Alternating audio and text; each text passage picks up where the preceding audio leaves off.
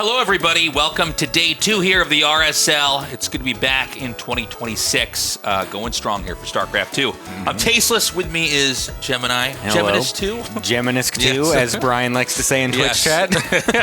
How you doing, man? Doing pretty good. I'm excited for another day. We're going to be going into Group C today. A little bit of a mix-up as the schedule had to be changed because some of the player had schedule issues. But Group C is going to be great nonetheless. Yesterday we had some pretty banger games, some Clown Fiesta PvPs, so maybe we'll see some more of that today. Yeah, we're going to start this off with a PvP here. We've already had 2 Protosses advancing. So Group A is wrapped up. It's Hero and Zhaun. They advanced. Raynor SOS knocked out. Sad to see Raynor go. SOS, he's just not in the same kind of condition he was when he was a multi-time world champion. But Hero and Zhaun dominated in RSL specifically for the year 2025. So it's not shocking to see them advance here. I'm curious how many more Protosses we're going to have go deep. It was an extremely Protoss-dominant year for RSL as well as for, the whole scene here for SC2. Yeah, so we're going to be doing Classic Trigger today first, and then Cham Cure also coming up next in Group C today.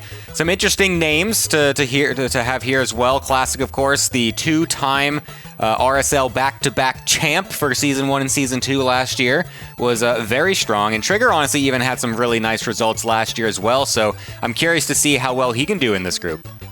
Yeah, it's gonna be a fun night here tonight.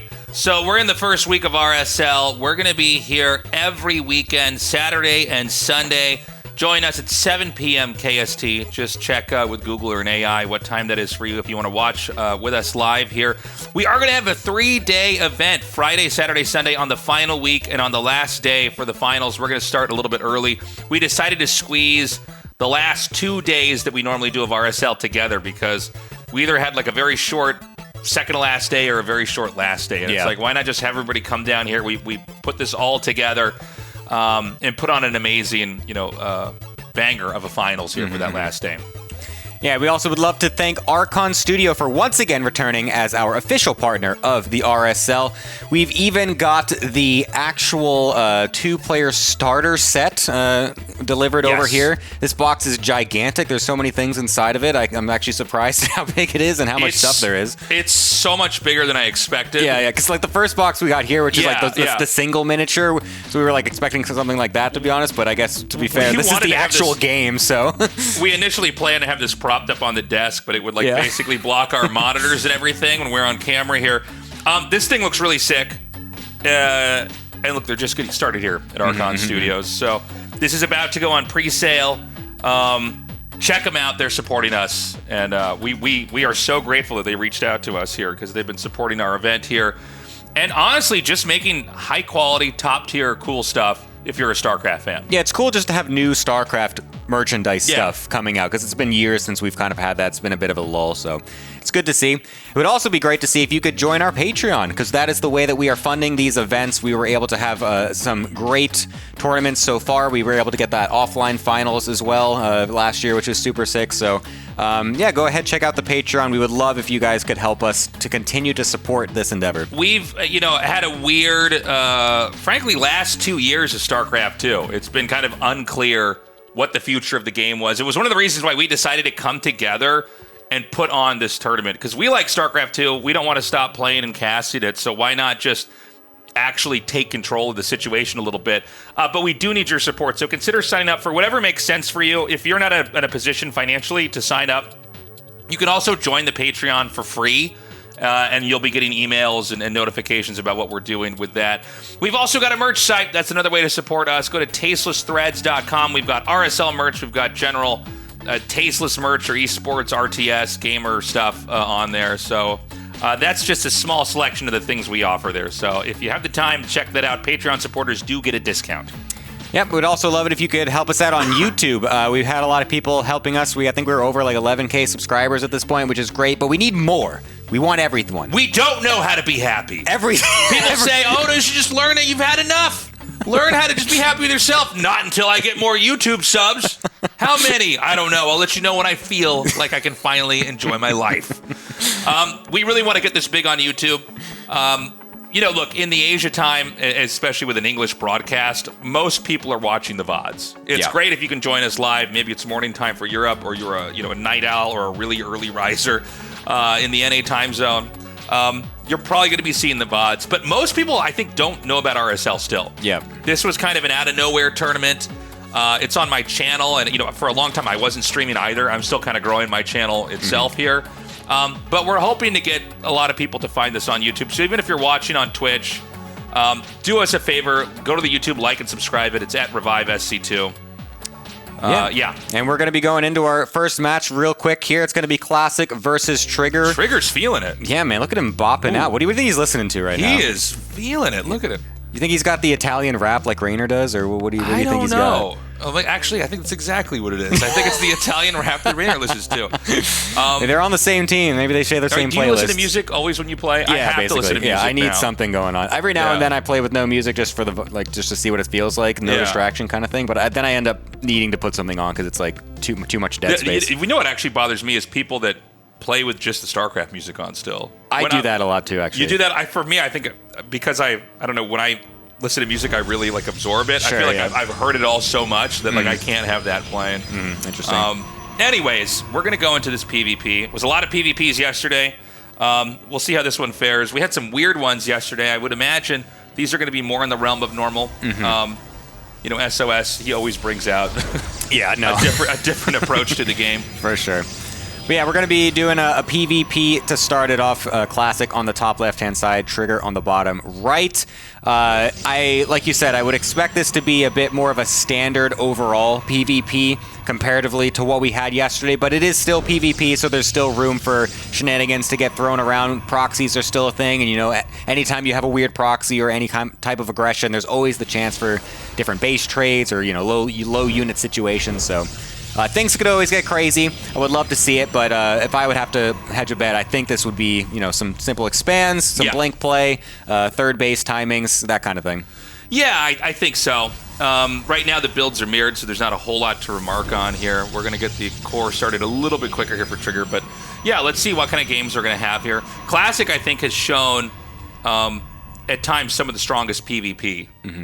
Trigger, I would say one of the newer players, at least for me as a caster.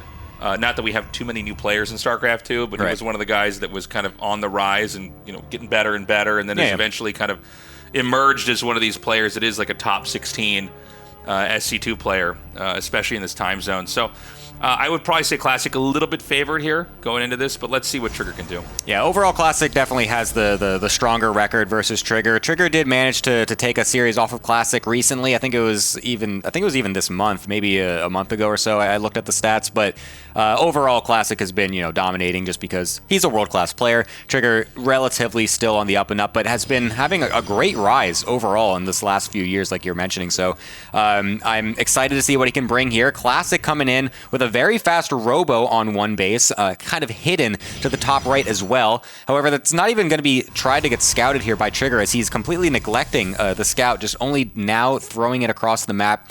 And Classic also hiding his probe after seeing the Nexus. So we'll see if he's got anything up his sleeve with that probe there too. Now, okay, I thought he might keep it back there. I was going to say there's like a lot of space behind the Vespian geysers there. So, was wondering if he wanted to maybe try to hide something or keep that hidden there for a little bit longer. The two Adepts are going to come up. The pylon block is looking really good. Classic's going to micro this Adept away, but I don't think it's going to be able to get out of there in time. So one Adept goes down, damaging the hull of the Sentry. And it's going to be a later Nexus here for Classic. He did go for that... sorry, is he getting a second Robo? What the heck? Wait. Yeah, what? okay. Classic, did you forget what build you're doing? What? Well, there's no way that this is, I think, planned, because he's not even making out of the first Robo. Exactly, that's the thing. So that's just what? So I was looking at this, and since I saw the Nexus also coming, I thought this was going to be like what we saw Zaun do yesterday, where he did the fast Robo into expand, but then you go for an Immortal Imprism to go for a fast push anyway to make it look like you're expanding, but you're actually attacking. And that's exactly what it looked like, except Classic seems to have forgotten that was probably his strategy, and now he's waited for his second Robo to finish. Oh, no, just kidding. He cancels the second one right before it finished. Okay. No, I don't know what to analyze right now. Tasteless. This is like, I don't know. What the hell? What's weird is like I've been kind of looking at the game and then looking at Classic's webcam and then game and webcam game. I'm kind of waiting to see like a reaction. Exactly. Because I know if I did that, you would see me. You would just like fall out of your chair. You're just like, I would recoil, then realizing that I have 2 of these. So. Yeah, I don't know. This is I don't know. This is weird, man. This is so weird. Well, a bunch of probes have died to these 2 adepts, so that's the great thing here for Trigger. As unfortunately for Classic, he wasn't able to get too many. We'll try to get a few more with these double adepts, and we'll actually kill quite a lot. Actually, I think I'm flipping it around, actually. I'm reading it wrong. It's actually Trigger that lost the way more amount of adepts. So, yeah, Classic actually coming ahead with 3 in total overall comparatively. So that's going to be pretty nice going into this mid-game. Yeah, this is when I see something like a double robo like accidentally made, I always wonder like, is there a way to play this out? Like, do you want to make 2 things out of there? Do you want to just go double robo immortal? Do you want to get like a 3rd immortal really fast or something? Yeah, is there a way to play a game that's already taken the wrong course? I honestly wouldn't have minded letting him, finish it, see what happens. Blink will be not actually done yet for this push for Trigger, so the force fields are a bit threatening. Needs to be careful, loses a few stalkers there. His 3rd base is much faster than his opponent's, so that's going to be good for him. But if he keeps losing probes to these random 2 adept timings, it's not going to matter. The 3rd base timing will eventually catch up for Classic, and he will eclipse Trigger in the economy. But these adepts continue to cause havoc in his base as another push is coming across from Classic as well. Okay, he's going to come down now. He's hitting this Nexus really hard. A Blink in is going to go right for the Warp Prism, and it'll deny some of the Warp-ins, but with so many Immortals there, especially the hallucinated one there in the front, he can't really fight that. Now, maybe he can Warp in a little bit more and try to come in again with a 2nd attack, but he's got to be careful. He's going to try to dive on one of these as he does have Blink back off cooldown, but you can see the trades are just so inefficient for him right now. He's trying his best to do what micro he can, but Classic also keeping those Immortals as far back as possible. Without a forward Prism, it's going to be hard for Classic to reinforce, so he does eventually need to go back home, I'd imagine, but he's still sending a couple of Adepts here and there. He's trying to force the units away from Trigger, so that way he can continue to deny this 3rd base and get his up and running at the same time. Yep, the hallucinated immortal, wears off. I mean, there's just no way that Trigger's going to be able to get anything done with that small number of units. I know he doesn't want to, like, lose the Nexus, but he's got to be careful, too, because you're just going to bleed off Stalkers by doing this as well. I guess it's almost like there's no right way to play this, right? Even the 1 injured Stalker on the side just now picked off. That's going to be it. Classic wins. Game 1. Great pressure play. Do you think it was a mistake for Trigger to dive on the Warp Prism there? I think yes and no. Like, he had to make some sort of crazy play to try and stop that, because he was in such a rough position that game in general from all the Adept harass. He needed to do something, and I don't blame him for trying to go for the Prism Snipe, but with that many Immortals already there, it's like, it's a hard call to make, because you saw how much they just instantly get crumbled by them. So I think it's totally acceptable to try to see him do that, but I think he obviously needed to play it a bit more passive, maybe. But at that point, then also you're allowing them to get more warp-ins, and then you can kind of just die out that way too. So I think it was a lose-lose situation. I think Trigger was kind of, up against a wall in that position. Yeah, double robo. Double robo all the way. Oh, the memes! Remember that? That was literally like year 1 of GSL was when those memes were there. Yeah. I mean, I had to have been an accident. Made a robo, didn't use it. Canceled it. Yeah. Canceled the second one. Yeah. Like 99% done. Okay. All right. Well, then we'll just use this one here. And then he wins anyways. And then wins with a because there's just Adepts killing a million probes. If you just showed me that fight, I would have said, well, this is like a very ironed out timing attack. Yeah. You know, that's pretty perfect. It's like, actually, wow, look at that. The Adepts distracted him while he goes in for the push. That was so sick. good. He certainly didn't miss a mark back at home. It's like, oh no, he was playing really badly back at home, actually. All right, so game 2 is here.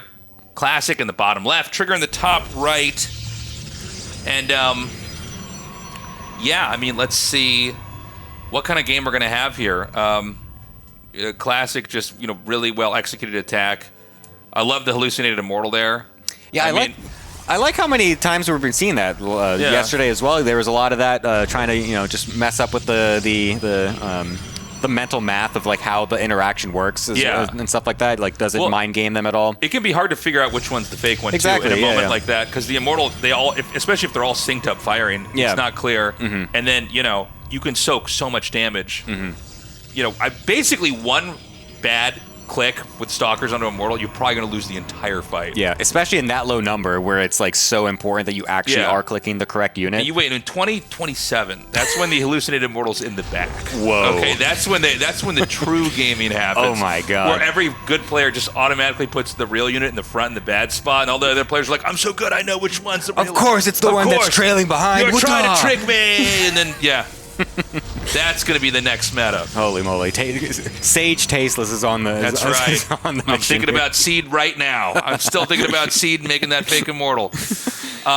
It's kind of funny too, because like I see these plays and I'm like, oh, that's so smart, that's so good, I should try doing this. Anytime that I try to use hallucinated units in my game, it fakes me out and not the opponent. Where I just look at the fight and like, why am I not winning this so hard? I'm like, oh god, I forgot these units aren't real. Yeah, it's so funny. So we had a pylon hitting up here for Classic. It's going to be a Robo. Right? Yes, it is. Oh, yeah. Yes, it is. I am a time traveler. I am from the future, and I will cast this game perfectly. That's the greatest superhero of all, superpower of all time. You can see 5 seconds into the future. Tasteless. This is the Time Bones story. When he went back in time to fix all of his bad casts and basically have perfectly clairvoyant casts. The alternate universe, you called that as a proxy Twilight Council, and everyone made fun of you, and you quit casting forever. I need just a couple of Reddit threads saying I'm a pretty good caster, okay? That's all I use for my time travel. God, he's so good at predicting the proxy buildings. You could have gone back in time and stopped Hitler. Instead, you decided to try to just make your cast a little bit better.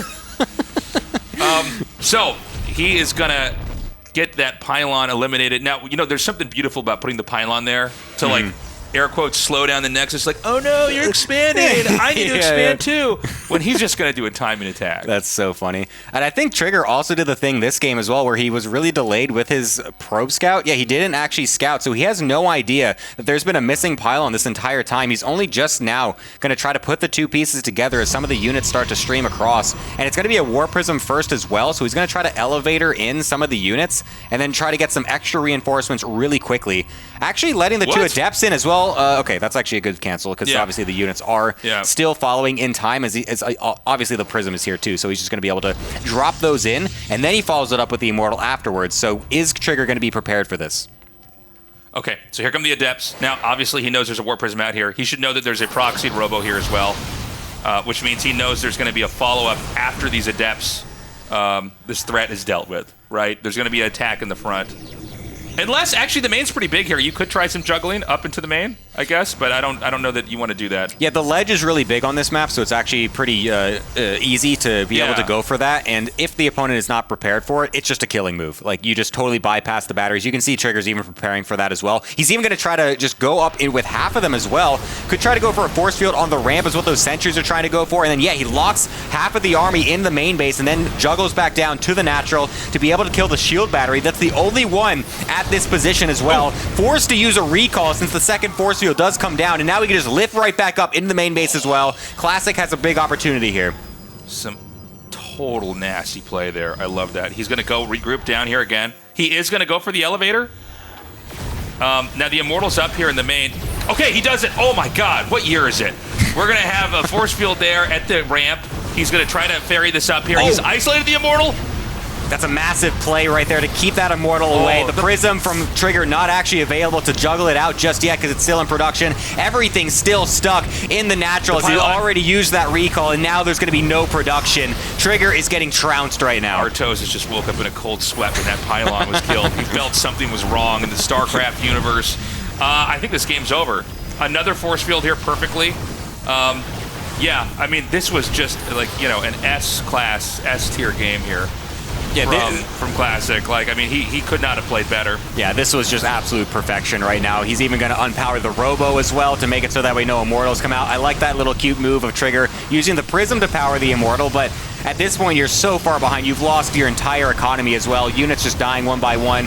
Classic is just styling with the Immortal Micro as well at this point. Trigger is really holding on to nothing right now as he's about to lose this game. Damn. Look at that time. I'm a caster, man. You did it perfectly. Look at me. I'm like, no, it wasn't good enough. Get back in the DeLorean. We're going to cast this one again. That's the 8th cast of that game we've done. We got to do it perfectly. Yeah. Wow. That's the class difference right there. Did you ever see the movie Groundhog's Day? I don't remember if I have, actually. No, you would know if you had. Never mind. I had a joke, but you're never going to get to know it. That was an amazing play there by Classic. I mean, he played so perfectly. I love the force fielding at the ramp, basically trying to figure out where was the imbalance. Was it in the main or was it actually on the low ground? And then punishing that. And, just beautifully done. Yeah, I mean, there's not much you can do against that if you're not prepared.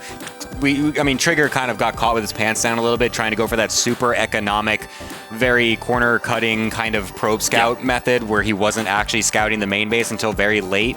And honestly, just bites him in the butt. Like, he definitely could have gotten that scout off much earlier if he went for a normal probe scout. Seeing the pylon was not there, would have been totally aware of that potential. And so just not really prepared, didn't have more than one battery at the NAT, easily picked up by Classic.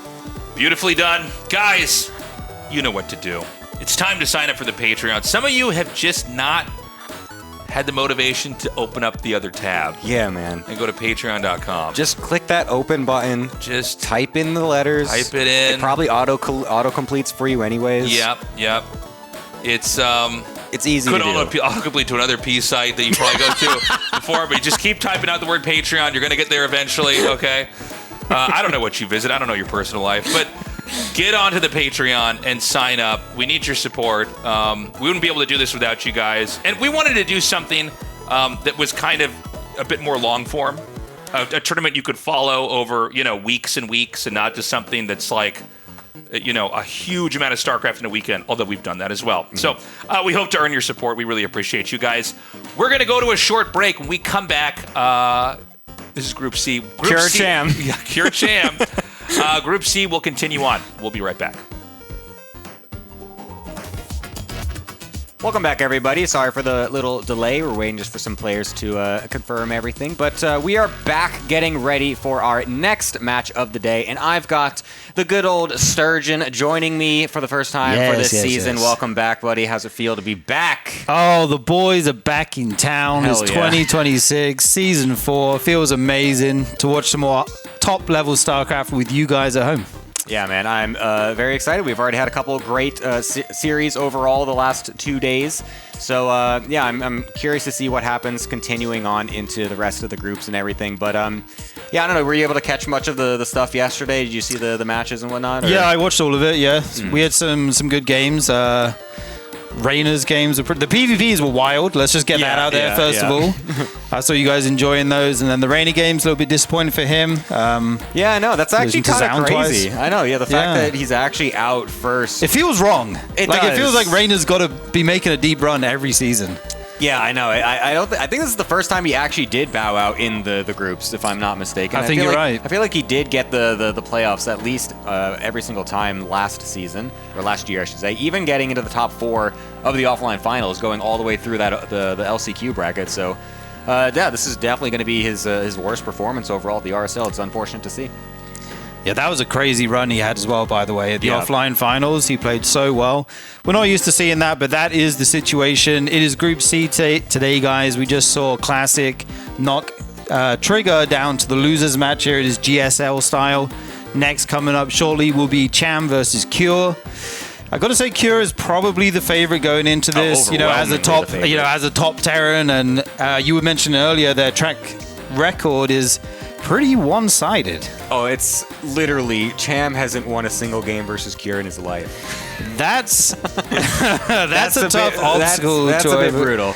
That's like who else is it? Shin and Maru is another one of those really one-sided things. And when it's that one-sided, it almost becomes a mental thing where you have this mental block against a certain player, and we'll have to see if Cham is able to overcome that here today. He did pretty well in the qualifiers. He took out Percival and Creator, right? Yep. So looks like he's in good form. We'll have to see what he brings to the table. Yeah, there's always a chance, of course. I mean, he did kind of make his name in our tournament last year with his ZVZ, coming in with some pretty interesting ZVZ matches, just with a lot of like Baneling heavy stuff as well, which was kind of cool to see. But whenever he had to play against a Terran, he did get a bit outclassed overall. So it's not an easy matchup for him coming in right now, going against Cure. As of course, Cure is just like he's one of the best Terrans of all time at this point. Like for how long he's been playing, he's right up there with some of the absolute most elite. So this is not an easy one.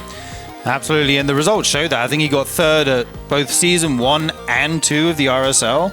I think Season 3 in the offline finals, he didn't perform maybe quite as well as he would hope, up to his level. But he's definitely still up there as one of the best Terrans in the world. Especially in TVZ, we all know his 8 racks is amazingly strong, but he can do a bunch of other stuff. So we'll have to see what Cham can do against that. Yeah, I'm really curious what type of avenue he takes in this matchup specifically, just because I feel like in general Cham always has his own kind of spice to the game. He always has his own type of strategy that he likes to play, whether it be very aggressive stuff or just kind of strange tech choices or unit comps that you're not as used to in the matchup. I feel like I saw doing a decent amount of like Roach Ravager stuff in ZVT, unless I'm mistaken, but that kind of thing where it's just like slightly off the beaten path a little bit. Whereas now we don't really see a lot of that kind of style with most ZVTs. A lot of it's like that really late game kind of turtle fest where, it gets to that really long mask ghost versus just, all the Zerg shenanigans or whatever. I don't know, whatever they're making over there. But yeah, I don't know. I'm just curious to see what exactly he tries to go for in this particular matchup. As we're just kind of waiting for both players to get ready, by the way. We're not just talking for no reason. That's where Yeah, they're almost ready here, guys. Hang with us a little bit more. And actually, TVZ has changed a lot recently. Mech has kind of come back into fashion. I think we saw Maru beat Seoul twice recently with Mech, and then in Grands, for some reason, he didn't use it, which was confusing to me. And then he got bopped. Yeah. It made no sense to me, but what do I know? I think Mech looks super strong in the matchup, and then you still get the double eBays at some point and eventually go into Ghosts. I think that style looks super strong right now. I'm not sure if that's something Kira is playing. We do know him for his strong bio play. So the meta is changing. It's all up in the air. Yeah, I feel like didn't he also, though, when the Cyclone stuff was really popular, especially in TVP, I think he did actually bring out a little bit of the Cyclone mech as well. Which, yeah, the battle mech. Yeah, which so maybe he's also playing that around with that in the TVZ matchup right now. But we are going to be getting loaded on in finally with Cure versus Cham, 10,000 feet. It's going to be the first map of potentially 3 here. Let's see what exactly we have in store for this TVZ. Absolutely. 10,000 feet is loaded, guys. In the bottom right, it is the red Terran Cure, and in the top left, is the blue Zerg Cham. We do see that extractor trick going for the 15 drones before the Overlord, very standard nowadays. And we have a depot down here on the low ground. Ooh, which is very nice. All right, cool. Yeah, so he might be going for some, well, eventually if he gets the gases, then he potentially could be going for that 2x Reaper style, which does come out every now and then from the Terran, so we'll see exactly what he wants to go for. He's actually putting his barracks in a spot that looks like he'll just put an add-on right away as well, so he's a bit of an interesting location with that one, but going for the gas as well, of course, so it looks like he might be going for that. Well, we'll see exactly. Maybe the Terrans have got some new stuff up their sleeves that I'm not fully aware of just yet, but here comes that second barracks, which makes a lot of sense. Generally, that's how you want to do this, to make sure this wall off is nice and complete, nice and early. And yeah, we'll see what Cham's got cooked up as well coming into the early game a little bit. Yeah, we do see it coming into the early game. Yeah. Right now, it looks like a standard hatch gas pool coming down. No crazy shenanigans, no 15-15-15 or anything. And it is going to be this double racks Reaper play coming out here shortly as that gas starts to accumulate. It's going to line up nicely. First one on the way. This isn't a 3-rack Reaper or anything. He's not super committed with this. You just try to make the Zerg make a few more lings than they want to. Cut that drone count down a little bit. Of course, having it at the front, the Zerg is able to see that right away with the Overlord so they can prepare. Yeah, this is not like it's going to be some crazy surprise or anything for Cham. It's just, coming with the Overlord, like you said, just see it right away. And you'll be able to just put the pieces together right away. You know exactly what this is. So he'll have to prepare accordingly, make sure he's got a couple extra lings set up, make sure his queens are in position to be able to deal with these Reapers, to try and take that third base at a reasonable time, so that way it doesn't get delayed or canceled or anything like that. Or maybe he even just tries to go for the style where you just kind of ignore taking a third base and just go like a really fast layer or something like that. That feels like something that Cham would like to do. If I had to just, that just kind of seems on brand for him a little bit more. So we'll see what he decides to go for. Hang on a minute, though. There's no Zerglings here right now. We're forced to make the Spore and the Extractor right away. Now the Zerglings show up. We'll push this Reaper into the main base, trying to get as much damage done as he can. The Lings run away. They're still making these build-ins. There's a little bit of an awkward start here for Cham. Yeah, I feel like you don't normally see the first Reaper get this much damage, and he's even going to get a couple of Lings here before the Queen is spawned. Actually, 3 Lings in total is actually pretty good, because obviously going against a 2x Reaper, you're going to need to have a few more Lings in general to defend against it. So already losing a few early is not great, as he's still trying to get a couple drones out so he doesn't end up super far behind economically. And Cure behind this is going to go straight into 3CC with that factory coming on in as well. Going to play it nice and economically right afterwards. Yeah, the strength of this 2 racks opening. Oh, actually a drone going down there and a couple more Lings as well. The damage is starting to accumulate here. Cham went straight back into drone, so he actually has no Lings at the front to deal with these Reapers right now. I was going to say the kind of mind game is how many Reapers am I going to make? Do I have a third racks hidden somewhere? You don't know until they start showing up. So I liked it for Cham, as he did go back to droning very quickly, but then the Reapers get in and take out 2 more drones. So yeah, a little bit of economic damage done and 6 more Lings on the way here. Yeah, here come the Reapers into the main base yet again. A few more kills getting going down there. So honestly, Cham is definitely losing quite a few units overall in this early game. Look at that, 8 Lings, 2 drones is not, you don't want to be losing things that early. But obviously versus 2x Reaper, you're expected to lose some things. It's not like you can defend this literally perfectly or anything. It's fairly aggressive, but it does kind of delay some of the other Terran things. And because of that, that's why Kira is going for that super fast 3CC as well, to make sure he can recoup and all that. Going for the stim as well. So he's going to be sticking to his normal bio play, not going for any of that mech stuff that we normally see. I like that movement from the Queens as well to actually deny the Reaper path. Kind of keeps them trapped in the main base here, but that will actually still force them onto some of the drones. Wow, a nice little block. Unfortunately, Cure had move commanded this Hellion, and that's actually going to be a free kill. That could have been a lot more damage by that Hellion. The Reapers will be able to get out, though, after getting 2 more drones. So, honestly, pretty nice management there from Cham, all things considered. He definitely could have taken a lot more damage there. Yeah, I really like the Queen block at the Reaper Cliff, stopping them from X-in that way. And then, I mean, you don't often expect one Hellion to just run in by itself. These Lings are going to attack this depot, but they will fall as the Marines are shown now. He sees their stim on the way, and I think he knows what Cure is up to at this moment. 2 Evo chambers going down for Cham, so he will have those upgrades nice and quickly here. And well, exactly the same time as Cure, it looks like. Yeah, that's very nicely timed, actually. So generally what it is that the Terran ends up being ahead in the upgrades overall compared to the Zerg, just with the way that the build orders normally line up. So that will be pretty good for him. Of course, there's this random little stimmed bio timing as well coming out from Cure. Pre-combat shield, so it's only going to be the stim, and realizes just how many Queens there are, doesn't want to waste that health, and will just walk back safely, realizing there's nothing that could chase him, doesn't want to overcommit. I like that little feigned aggression, just make it look like you're actually going to commit super hard and maybe force a few extra Lings and not get the drone count going super high, and so it's keeping the eco very well in check, as Cure honestly is going to be sitting very pretty with this 49 equal worker count. And here comes the Raven, dropping these turrets in the mineral line, forcing a lot of lost mining time at the moment. Back home, he's getting his medevacs. They will join up with the Marines, and the pressure will continue. As Cham went for the upgrades first, his layer was a little bit delayed. We just see it halfway done now. And here comes these medevacs moving across the map. Looks like he's going to try and push down the right side here around the 3rd base, and you can also hop over to the 4th base of the Zerg, as it's just over that little ravine there. So we'll have to see where he wants to go. A Roach Warren finishing up for Cham as well. Yeah, I mean, there's honestly a lot of stuff here from Cure, and I don't really know what the bulk of Cham's army is. It's really just a bunch of Queens, and that's it. There's 7 Zerglings on the map, and there's nothing else. He has no idea that this attack was even coming. Does Cham just outright lose to this first stim bio attack with the first 2 medevacs? It doesn't look like he's got anything prepared at all. The Lings coming in dribs and drabs, not enough to out DPS the healing from the medevacs. It looks like Cure might even just be able to wrap this game up right here. Even the drones pulled to the front. They are falling 16 down already. Absolutely killer timing here from Cure.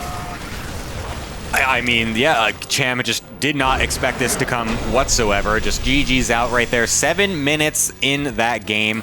Very swift. I honestly, this looks like a lot with the first series that we had, where it's like there's just this class difference of players, right? Where it's just like, yeah, Cham's awesome. He's really good. He's had some good results overall in his career, but it's like the next step up to go against someone who's just like constantly in the final 4 of tournaments, has won multiple tournaments themselves. It's like, a lot of people as well when they're playing, they look at this, they look at like GM rankings as well. They're like, well, you're ranked 160 GM, aren't? That means you're like so good, right? You can probably beat some of these pro players. It's like, no, actually. Are you talking about yourself right now? Rank 100? I am purposely saying that I am bad. Yes, I am saying that I am not good. Okay, I'm worse. Yeah. No, but no, the idea is that like the people maybe don't realize just like how drastic the difference is between some of these players. Like the top players compared to just like the middling kind of like pro players, and then even below that, just like like the GM player or whatever. Like those are three massive tiers of differences, and we kind of saw that on display in this game. Yeah, I think he just didn't see that push coming, and he just had his Roach run finished. If he wanted to make those, there's kind of a weird transition period where you need that to finish up before you can make them. But Cure hit a little bit too quick. The damage from the early game kind of stacked up, and over time, Cure just had too many Marines. What can you say? Yeah, I mean, it was just a solid build order from Cure, well executed, and it just really caught Cham off guard in that first game. We'll see if the second game is going to be any different, as it's going to be going on to Old Republic. Let's see if Cham can fight back. Yeah, here we are loaded into the map. In the top right, it is Cure, and in the bottom left, our Zerg player, Cham. Jimmy Cham. Jimmy Cham. Is that his nickname? I just came up with that right now, so maybe. All right, we'll see if it sticks. Yeah, I did like the 2 racks opening from Cure last game. It's quite a tricky opening to read. Like, you don't know how many Reapers they're going to make, that kind of thing. I feel like Terrans don't do that throughout a whole series. I'm sure some of them have. Bjorn especially, we know, loves these kind of Reaper openings. Cure, I expect to see a little bit of variation here, so we'll see what he wants to go for in just a moment.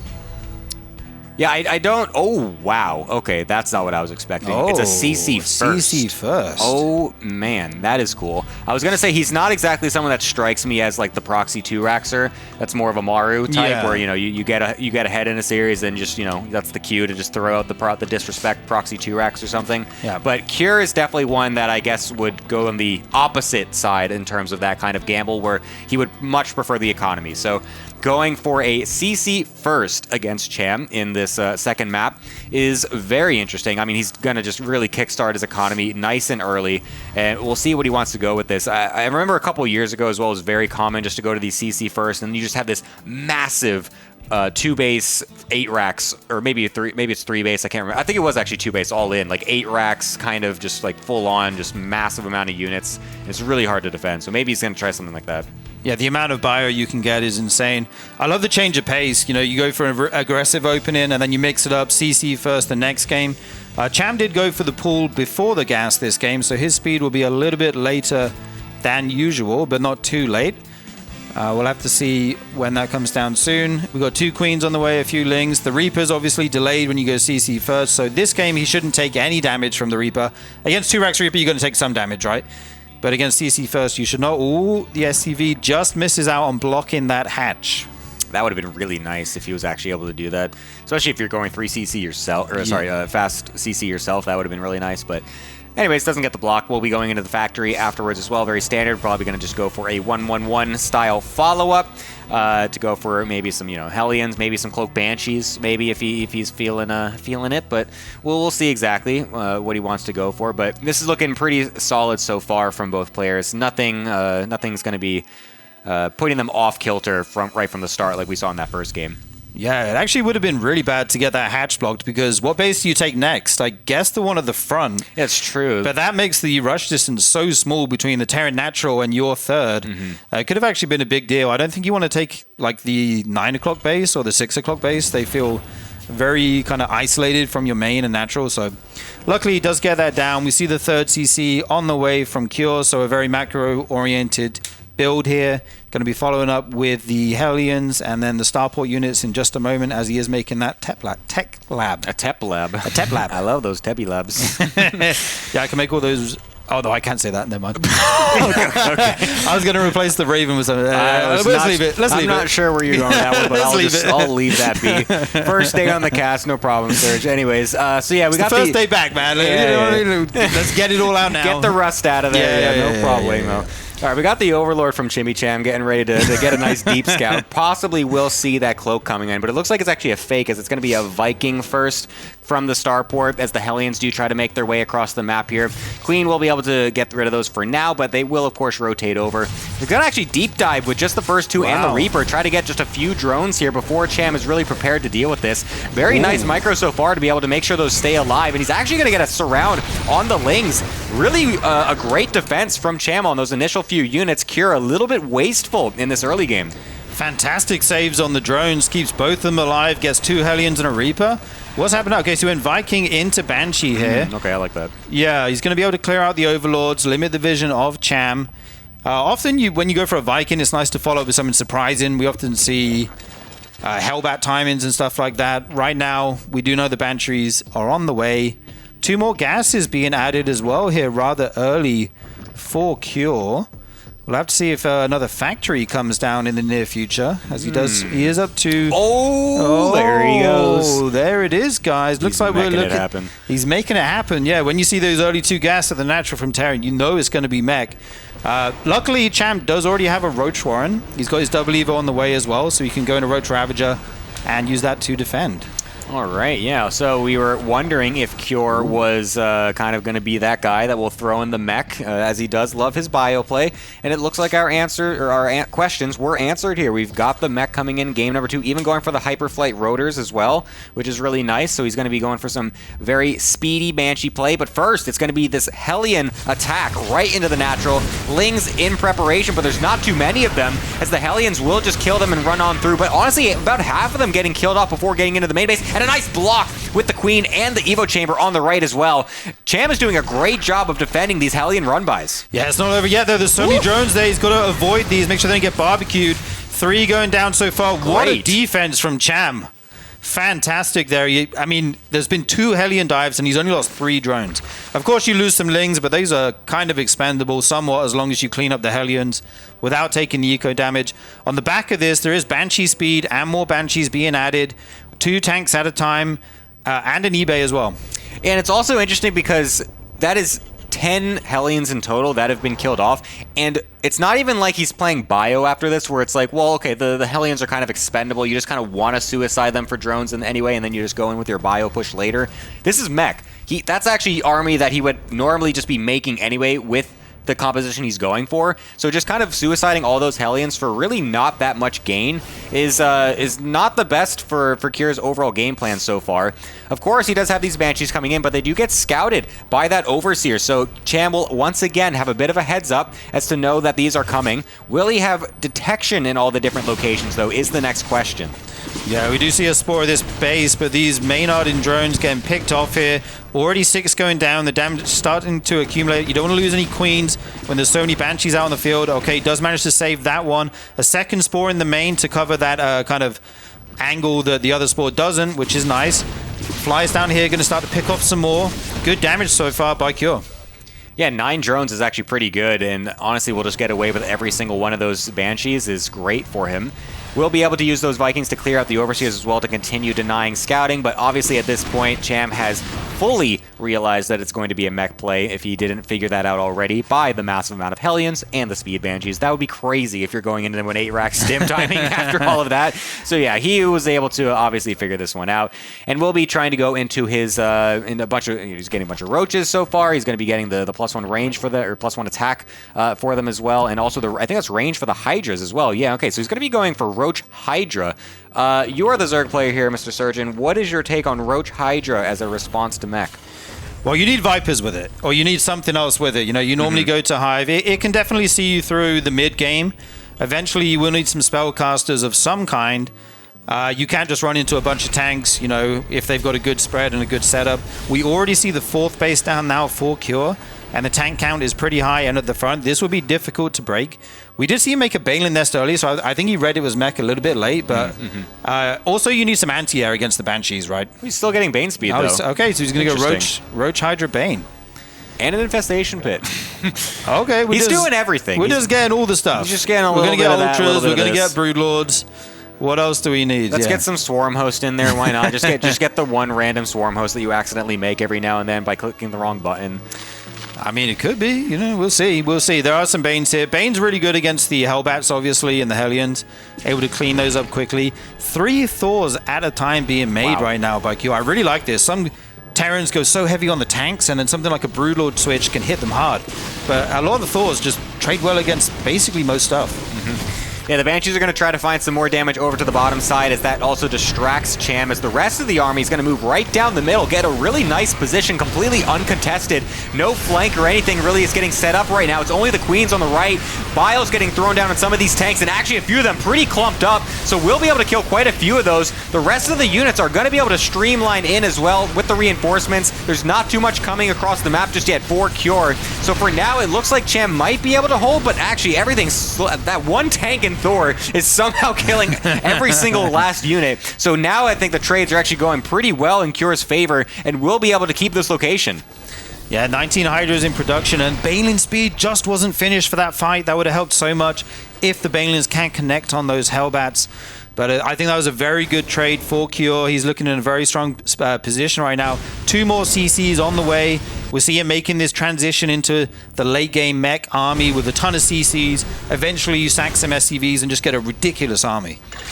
Yeah, the Terran army can just get absolutely ridiculous once you have the massive mules going down, and yeah, you just don't need those SCVs anymore.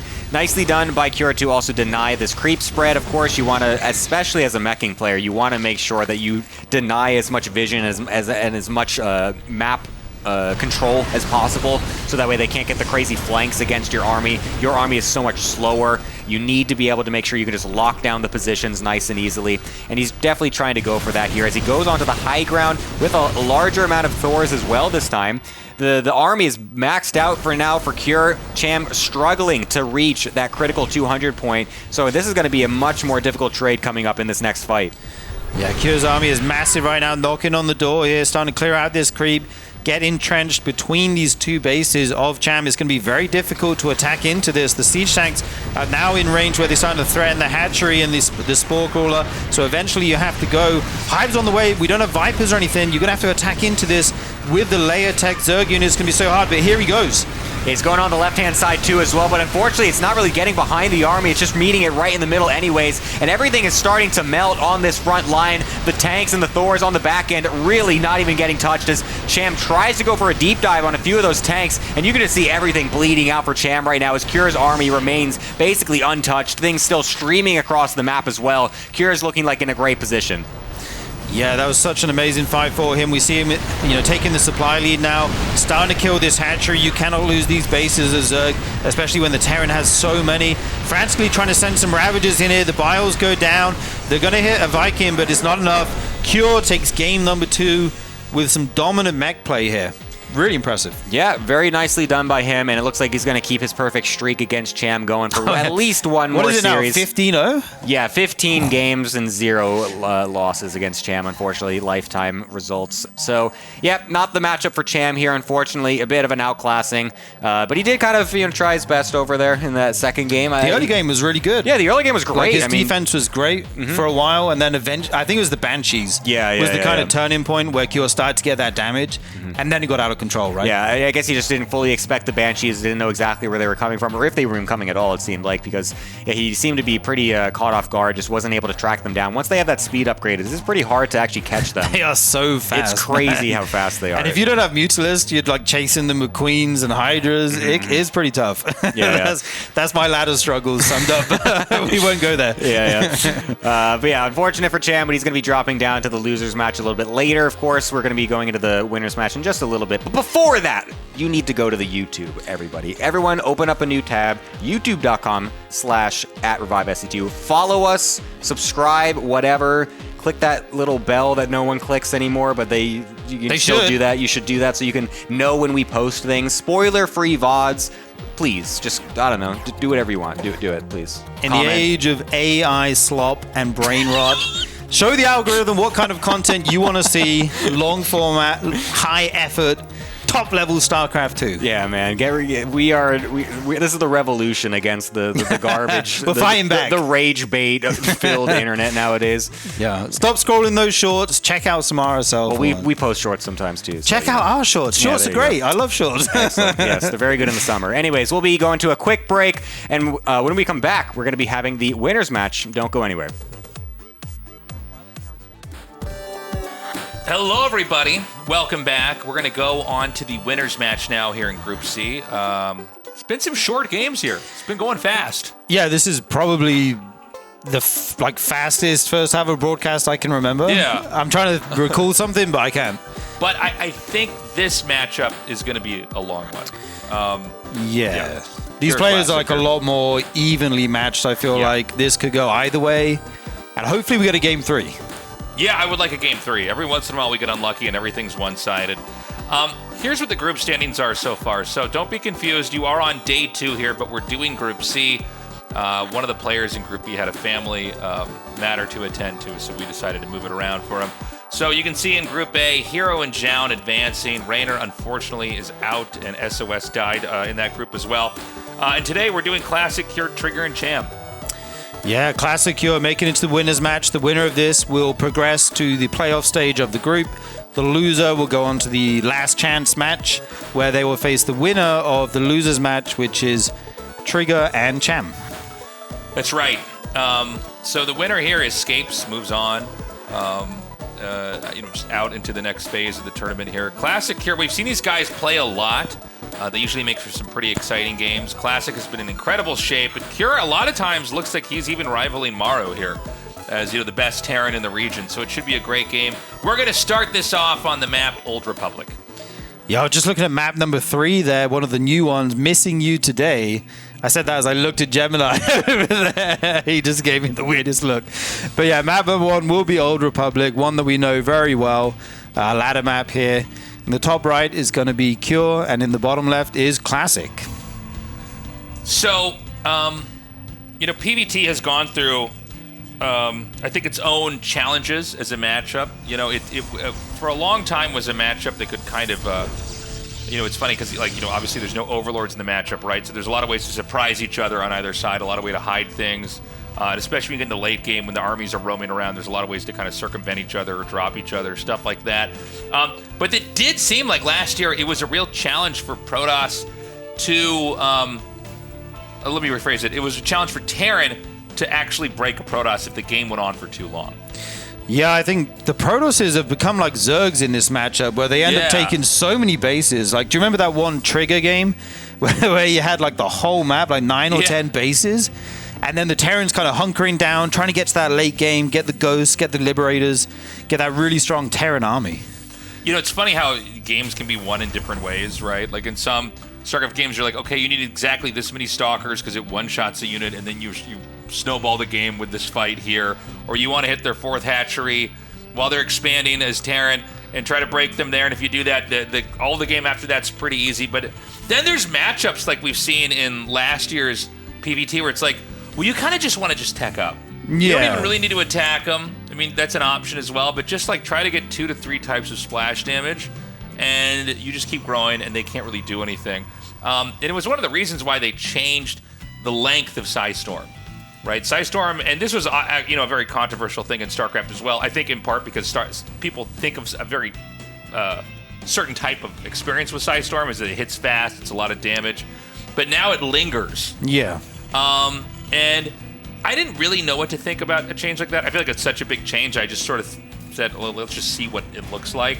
But, overall in the matchup, I guess what we got to look at here is, like, is that dilemma still going on? Is it still hard for Terran to last in the late game? And is this really a matchup about Terran trying to just end the Protoss before they get too big? Similar to how they have to fight Zergs with a lot of times. Yeah, the role of Psystorm feels like it's changed a little bit. You're not bursting these clumps of units down so quick as as quick as you used to. It's a bit more zoning now. It does still do damage, of course, more damage overall if you just sit in it, but no one's going to do that. Just talking about the build real quick, we see a quick Twilight here coming out of Classic, going to be going into Blink more than likely. This Stalker poking the front right now, trying to get as much info as he can. We'll see these 2 Hellions come out, have to kite back and run away. Okay, so the Hellion soaks up a little bit of damage. He rotates the other one in here. And that SCV is going to be sent out immediately to repair over here. So this is a fast expand game. It looks like we're going to have a Widowmine drop come in here. Terran always have so many different ways to approach the mid game because they always have the factory, the barracks, and the starport, and there's so many different sets of units you can get with that.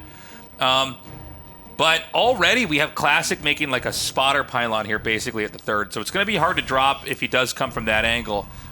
Maybe he'll try to come down here through the main and the bottom.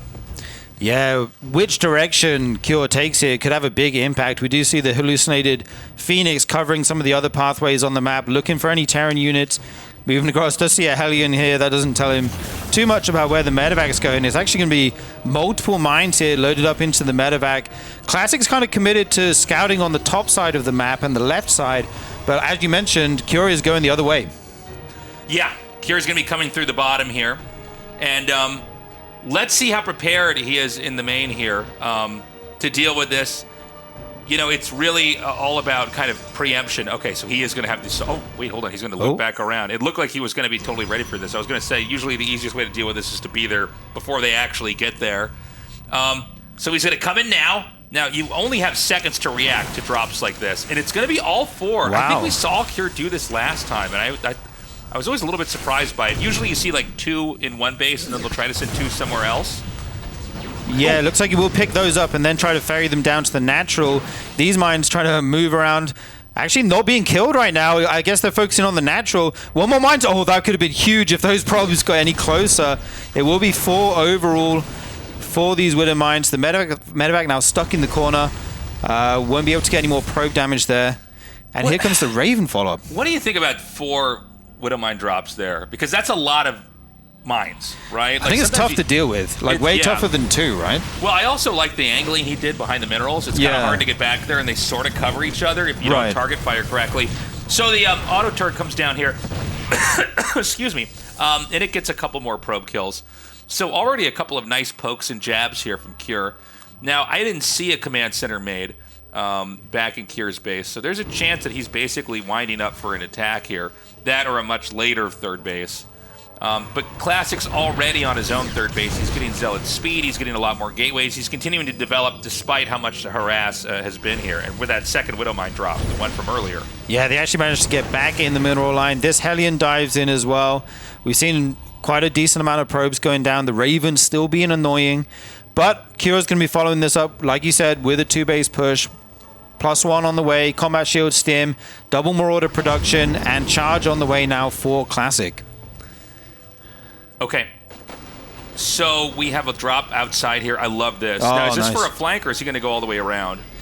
Yeah, he does avoid the Stalkers. Will he decide to pounce on them? The army's actually split here for Classic. Has to be careful. Well, this kind of mutes whatever ideas were at play here now.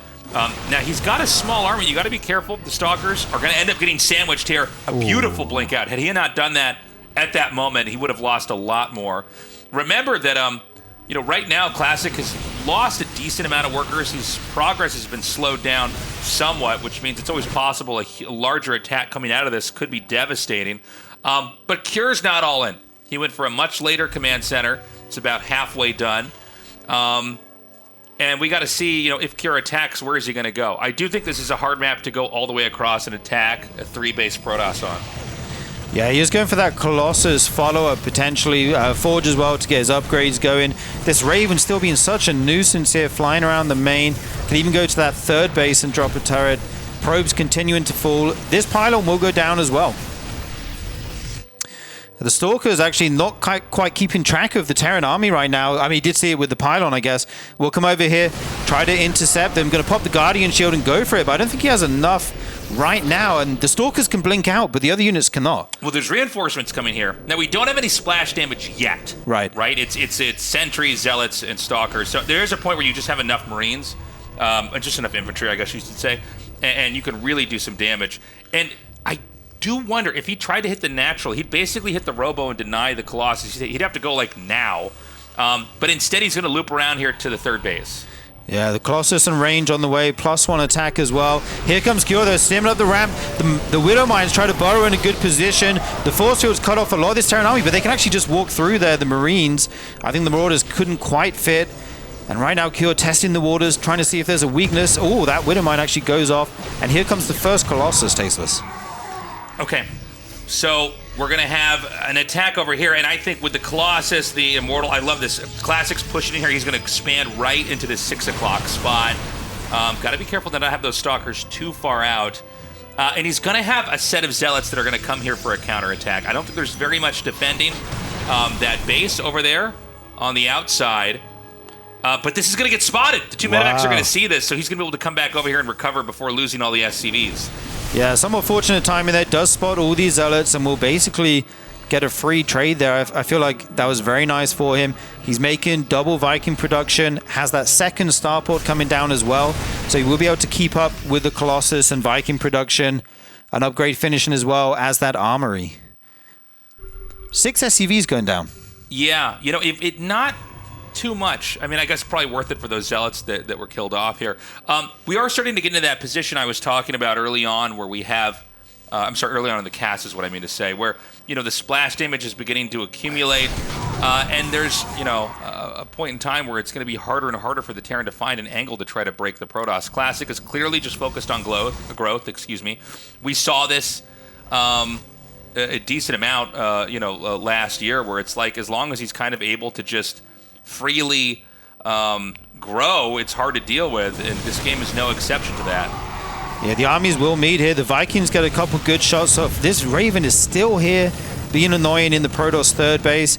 Maybe at some point you want to join this up with the army and drop an anti-armor missile. Okay, eventually does go down, but I think it paid for itself many times over there, and Cure is starting to set up here at the 4th. Okay, a big attack comes in here. The Colossus are at a perfect angle. They soak up some of the Viking shots, and it's still not enough. Cure has to retreat. Cure has a larger supply right now. He actually has a bigger army, but right now it does seem like Classic was starting to win that fight. The Stalkers, though, they thin out.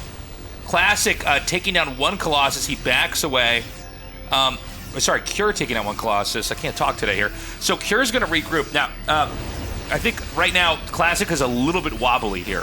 I don't know if Cure can exploit this position, but, you know, the second part of that attack went really well. It looked like Classic was going to try to sweep through and push all that back, but the Stalkers are really squishy now. One of the Colossuses is picked off, and maybe Classic is a little bit overexposed here on the map.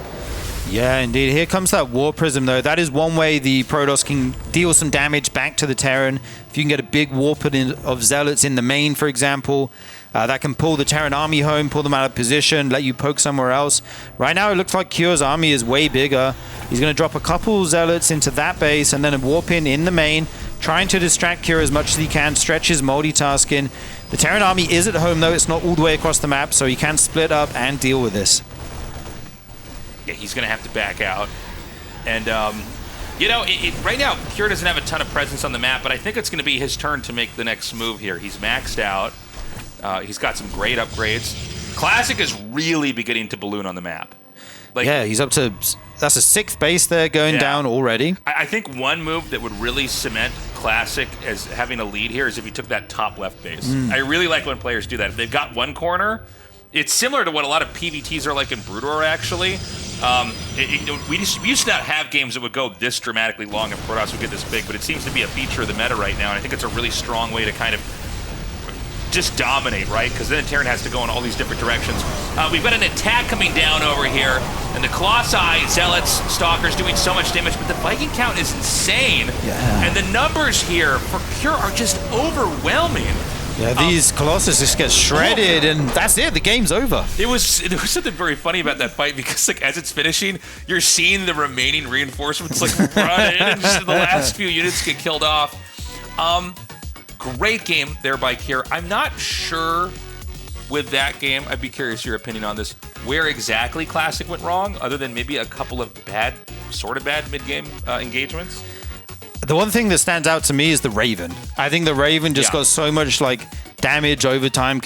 You see 2 probes go down, 3 probes go down, 4 probes go down. It doesn't feel like a ton, but it kept happening. Like every minute or so, it would go in there, drop those turrets. It was a real pain to deal with. And Cure's macro was really good. He got a pretty quick 4th behind it, which is basically all the Terran needs, honestly, for a while in the matchup. Eventually, you do need more bases, but not as many as the Protoss. And I think Kyo just macroed really well. I wonder if we're going to see that 2-base Storm Rush again. He was pretty slow, actually, in this game compared to some other classic games we've seen to try to get the splash damage, that tech up there. He just tried to take a third and got a kind of a late, I think it was just one Robo, one Colossus, and then a second one incremented out. But yeah, I also noticed there was that fight where it looked like Classic won, and then he tried to pursue Terran, and Pure really took advantage of it. He just sort of made a U-turn and then had a bigger arc and just collapsed back on it, and that was when we saw the first Colossus go down. I actually thought Classic was winning that fight, but there were a lot of medevacs, and I think every single Marauder was being healed individually, and just none of them died, and Kyo was able to turn it around. But yeah, Kyo will take game number 1. We move into map number 2 here. It's going to be Ruby Rock, Kyo in the top left, and Classic in the bottom right. Yeah, beautifully done there by Cure. It's funny. He just sort of stayed back. He played a really clean early game. He got his jabs in, and he didn't hard commit to trying to end the game. He just looked for opportunities where he could find them, did damage, and then regrouped and came back in for a really nice attack there in the end game. Not anywhere near, I think, as much of the mix of splash damage. Assuming, by the way, it's been 2 months since I casted, right? Last time we all casted was, the offline finals in December, but trying to understand the matchup in its current state, I'm wondering if it is still all about that mixture of you want Storm and Colossus shots, or Storm and Disruptor shots, or all three, and just kind of try to drag the game out to where the Terran can't really deal with everything. Yeah, he was going for disruptors at the end there, but it felt like the tempo was a little bit slower than it needed to be. He didn't have them for the fight in the bottom right of the map. That base is obviously so far away. It's going to be a 1-1-1. Wow, okay. Here we go. Yeah. I think in my mind been a little bit deterministic. I thought it was going to be a fast expand build. Yeah, we do have 2 gases for the Terran, which lets you get that factory quick. You can be a little bit more aggressive with your tech units. See that tech lab going down as well. So this is going to be a game that'll pick up pretty quickly. The question is, what kind of 1-1-1 is it? I mean, one of the reasons why it's so scary is you can't look at the lack of an immediate expansion here and say, oh, I know what kind of game it's going to be. So it's tech layered on top of the expand after that. But yeah, I mean, is it going to be another kind of a 4 Widowmine drop coming in here? Is it going to be a quick Raven? There's a lot of ways for Terran to play this. Yeah, we do see the Cyclone in production right now. That barrac's going to fly back there and make something else. The starport comes down eventually. Like you said, the natural is on the way. He's not one base in, crazy all in or anything like that. There's going to be some aggression with this Cyclone, see what he can get done. This Zealot and Adept actually show up here, and there's nothing to protect this CC right now. The Reaper's across the map. This SUV is idle for some reason. I'm not exactly sure what's happening here. The Reaper will go into the Protoss Natural, and once the Cyclone comes out, he will be able to get rid of these units as it does a lot of damage. No probes of the Natural for the Reaper to find. Bit of a weird early game here. Yeah, the command center is going to die if he doesn't deal with this damage, and losing. It's going to cancel. Okay, but even then, I mean, that's minus 100 minerals. That's so expensive. That's such a. It's like one of the worst things that can happen in an early game. I mean, I think it might be the worst thing. If you're fast expanding, you're forced to cancel and remake. The entire build is so messed up at this point in time. Almost unheard of to see that in a pro match. That's wild. So great plays there by Classic. Yeah, both of these players went aggressive. Classic deciding to send his units across the map.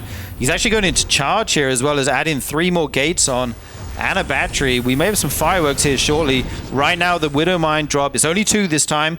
We'll start to move across the map. Will he pick? He's going to bring the Cyclone along with it, or it's going down a different path. Let's see what he wants to go for here. So he's setting this down now, and he might try to poke in the front. He might try to actually just pick the Cyclone up and put it in the medevac here. That's acceptable too. I think there's always what I always call Timmy 2 screens or whatever play you're trying to do. You're look, you put your screen over here, and then and then you're actually your screen's in the wrong spot. I'm hitting you here. Okay, and here we go. Yeah. He's on the wrong screen. Yeah. Okay, thinks about attacking the Widowmines, but swiftly decides against that. They will reburrow at the back. He doesn't want to set them off on just one probe. If he can avoid it, wants a bigger, juicier target. One actually goes down without firing there. Oh, that was actually I mean, luckily he manages to save the Widow Mine, but I thought that was going to go a lot worse. I thought that was going to target the army there and connect that shot. Yeah, interesting interactions here. So Zealot charge is done. That's very fast Zealot charge, by the way. Yeah, he's going to follow it up with the Warp Prism as well.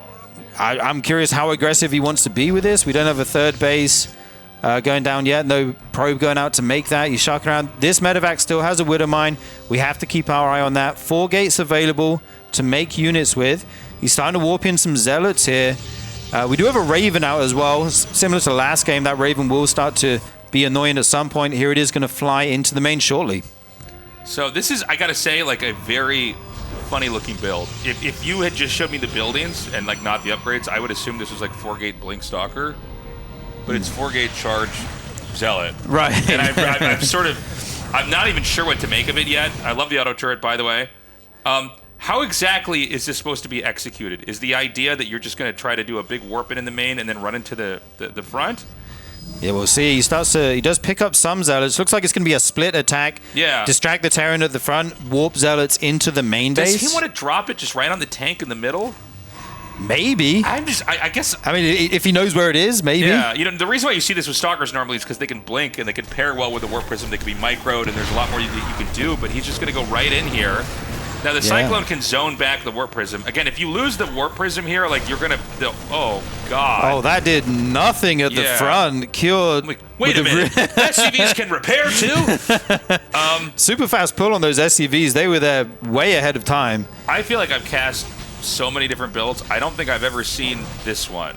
Yeah, this is a weird matchup of builds, right? Yeah. This feels like one of those, like, you know... It's like Mad Libs, you know, where you had to like pick a random word. Oh yeah. It's like a Mad Lib build. It's like he's doing it's like 4-gate with, it's like Warp Prism Zealot. But you can see why it's not an idea that's implemented very often. I mean, 4-gate Stalker, there's ways to punish it. The Stalkers pair really well with the Warp Prism. You can also exploit getting into the main, whether it's with blinking or like elevatoring with the Warp Prism. But yeah, I mean, I think that the counterpunch here could be a KO here. I think you're... might just kill Classic here. I mean, Blink's not even done yet, by the way. Storm, I think Storm's going to be ready like right when this attacks. Yeah, he's probably chronoing this out. That we do see it, speeding up that upgrade. He needs this in time, otherwise it's going to be very difficult to deal with this bio army. He has to defend this third base. He's going to finish soon. Here comes the fight. There's a lot of bio. These Marauders at the front tanking so much damage. Forced to kite back now. Classic kind of in 2 minds. Okay, there's the first storm. Good split by Cure. That was so fast. Second one goes down on just a couple units there. It looks like Cure is getting a very good trade here. One medevac does fall. He's forced to retreat for now. Yeah, you know, it's funny. The counterattack, it was shut down. I don't think I can blame Cure for going for that because this game has been so weird, right? I think you see the total failure of an attack there, and it's not like you were going, okay, good, because I was going to do a timing attack here. I think you go, I don't know, this feels like, you know, this is a train wreck for my opponent. Let's try to go out. So that clearly wasn't the time to move out and hit. And this is going to allow Classic to stabilize here. The Archon drop is sick. I absolutely love this. Straight into the mineral line. So many SCVs going down already. Classic being very resourceful here. There's only Marauders chasing, so they can't hit the, one Marine. Can't really kill the Warp Prism. He's going to be able to juggle these Archons until they almost lose all their shields, then pick them up, let them regen those shields, and then you can try it again.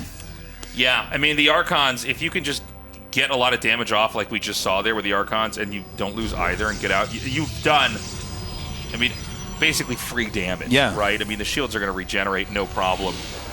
So I like the player from Classic. Again, Classic approaching this very, very differently.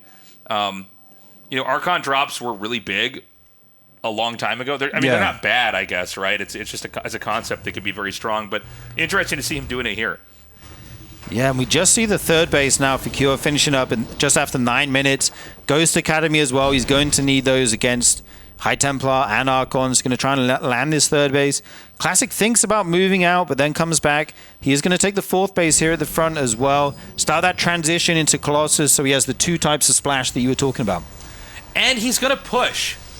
Unless he's just sharking around and just trying to see if there's any units on the map, this attack could be pretty big. But, you know, again, a lot of times Cure's very good in these kind of positions. It's sort of, receding a little bit further back into his defenses and then thinning out the army and then attacking in again. And Storm's not going to be easy to use here. I mean, you can see the army's kind of spread out. There's mines here. He's going to go with Storm drops, just one here. And, you know, remember, the Templars are not fast, and some of them are getting fished back in here with these Marauder shots. Yeah, there's so many at the front, and they're so fragile. I kind of worry for Classic, but microing them really well, able to save them all. Some SCVs start to fall here. It's a bit of a weird angle. This Raven just shows up out of nowhere, maybe F2'd, I'm not sure. And look at the arc here from Cure. He spread his units out very wide, able to absorb this attack. But, I mean, he got some damage done there, Classic did. Yeah. I mean, Classic getting in, shaving off those SCVs, and then pulling back out here. It's 57 workers for Cure, 66 here for Classic. He's going to catch up. Cure does scan and see the 4th base just now starting. Warp Prism drop here in the main. Remember, there are some similarities in this game to the previous game. We saw a period where Classic was really trying to harass Cure as much as he could with the Warp Prisms, but, you know, eventually that time runs out, right? And I think Cure's going to be able to accumulate enough to probably come out here and attack again. We don't have Classic in that phase of the game where he's ramped up to like crazy size. Yeah. You know, where he's on 5, 6, or even 7 bases here. But the game is eventually going to go that route if Cure doesn't do something about it. Yeah, 3.2k to 5k units lost there. And right now, Classic needs to take more bases. We've taken a very strange route to get here, but the game's starting to look a little bit more normal suddenly. Like we have the Protoss filling out their tech tree of splash damage, adding in those ghosts now, getting another starport so we can start to make a lot of Vikings as 2 Colossus at a time are coming out. More gateways, more Nexus. The Protoss is kind of booming on the map right now. Yeah, so we're going to see Classic move through the bottom here. Still just 3 bases here for Cure. And, you know, this is a map where, like, the next base for Terran's actually pretty hard. Yeah. There's the one on the left and the one on the top. Like, right in the middle on the left. So, you know, it's now that we're, like, about 12 minutes in here, it is a position where it's, like, kind of hard for Cure to make the next move. Now, regardless of what the game is looking like, let's see how the next couple of engages go, because Cure has been extremely good at kiting, at not overextending. Honestly, looking a little bit stronger than Classic here. Yeah, Classic already maxed out, starting to put some pressure on here, sends that CC back to the natural. The Archons move forward, you have to turn around, you don't want to lose those for nothing. They're kind of blocking each other a little bit awkwardly. One Storm goes down to allow them to retreat. And Cure really needs to get this 4th base down quickly. We're at 12 minutes into the game. Classic already taking this other base close to his army as well. Cure really needs to get this base down, make it a planetary, and kind of, you know, turtle up for a bit, really, and get his army supply up. I mean, hunker down and just that's what I was looking for. Well, I mean, yeah, just to try to camp it out, turtle it out. Okay, hold on, we got a big attack in here. Really nice EMPs. Oh my God, did he get every single Templar? It looked like it, and a bunch of the rest of the army as well. Huge EMPs. What? Okay, hold on a second. Now, there's still so much here with the Colossi damage. I think the Classic can keep pushing. Yeah, he's going to just keep chasing this through here. Even with an EMP that I think got literally every Templar. There was like 1 sentry with energy underneath all that. Classic's going to tear it through. And I think he might be able to snowball this fight. I think he can come up here, take out this space, take out the natural. We're probably going to go into a game 3. The Zealots chasing everything down right now. Some Stalkers and Archons come as well to clean up everything else. And Classic takes game number 2. What a wild game. I mean, I can't get over the early starting build there. Yeah. Sometimes when we're casting, I don't know about you, sometimes I'm not looking that closely in the first minute or two. Yeah. You know, because I'm just like, let's let the game play out. And then eventually I'm looking at like Classic space and it's like Zealot charge and a Warp Prism. Yeah. And like half the Zealots on the ground going to the natural, the other half going to the main. It didn't work. I'm not sure what the ideas were there. I don't know if I would love to see the build again and see, you know, how it's supposed to work. But unfortunately, even though for Cure's sake, he won that fight and he was in a great position, the counterattack didn't seem to apparently make any sense because he just ended up feeding his army into that. And from there, Classic basically controlled the whole map. Yeah, and if we go back to the very beginning of the game, he was able to cancel the natural base of Cure, the CEC. I kind of forgot about that, but obviously that has a huge impact. You know, there's 300 minerals. It sets your build back so far. Yeah. The number of games I've had where like I make a mistake in the first 2 minutes, and then it's going to lead to like a 45-minute game that is way harder than it should have been, and I lose, and it's You kind of already feel like it's over, but you're playing it out anyway. Like, like, I cancel my natural. I mean, I'll play it out, but that really sucks. Some people don't. Some people are like, I'm leaving the game now. I'm done. I'm done.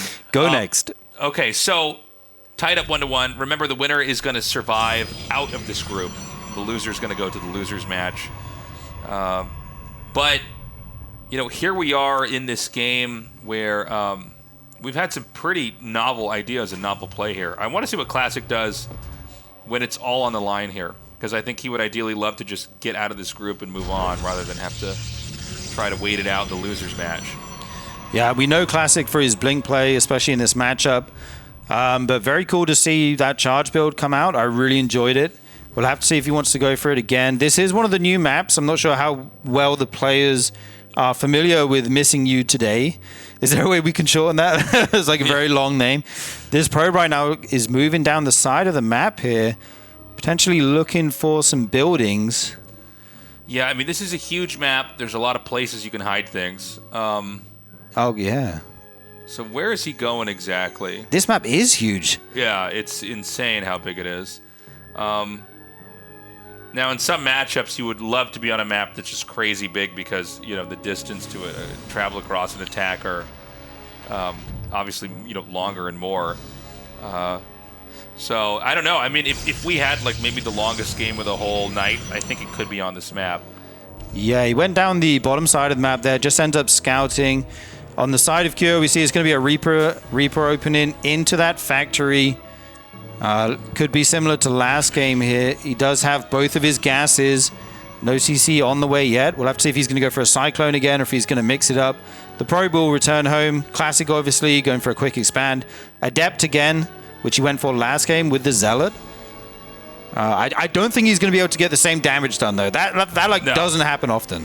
No, I mean, it's a good way to try to get some control in the game. But, yeah, I mean, what he did in that previous game was pretty...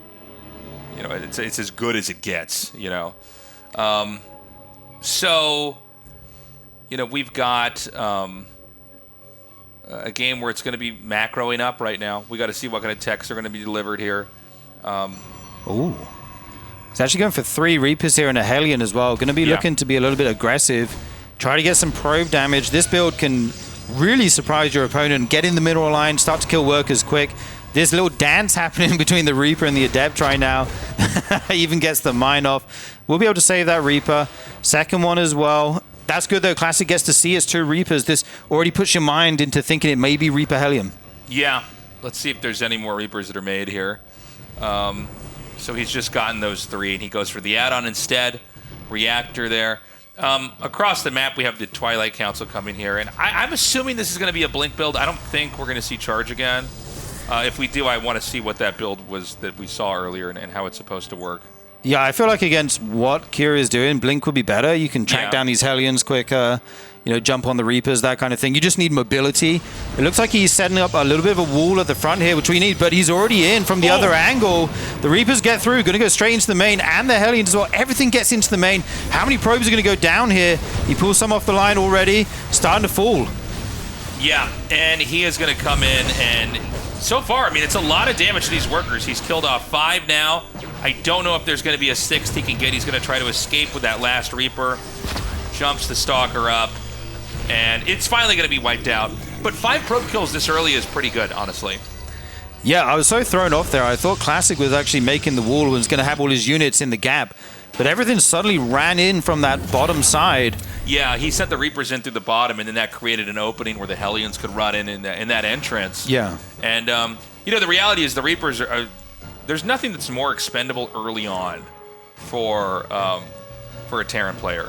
You know, I mean, the Reapers, they fall off so heavily in a long game here, so he's happy to sacrifice those for the workers. For sure, and he does actually confirm there's tanks on the way with this Adept Shade. And now we're looking at a pretty normal game. It is going to be Blink into Robo here. Probably going to have 1 tank in the natural, 1 in the main, try to keep these Stalkers from being too aggressive. The Marines start to step forward, actually putting a good amount of damage on the Adept. He will get away, though. It's going to be a Templar Archives follow-up here. That's right. So with the High Templars here, it's going to be a rush into Storms. And probably not a game where we're necessarily going to see a bunch of attacks from the Protoss, although I guess in the last game we did have that moment where he kind of swept through the third base stormed a lot of those workers and then went back out. But I almost think that was a response to the failed counterattack from Cure. It seems like what you want to do mostly with Storm is just sort of evenly spread out all of your units and be ready for any kind of attack. And yeah, just kind of go from there and just keep growing.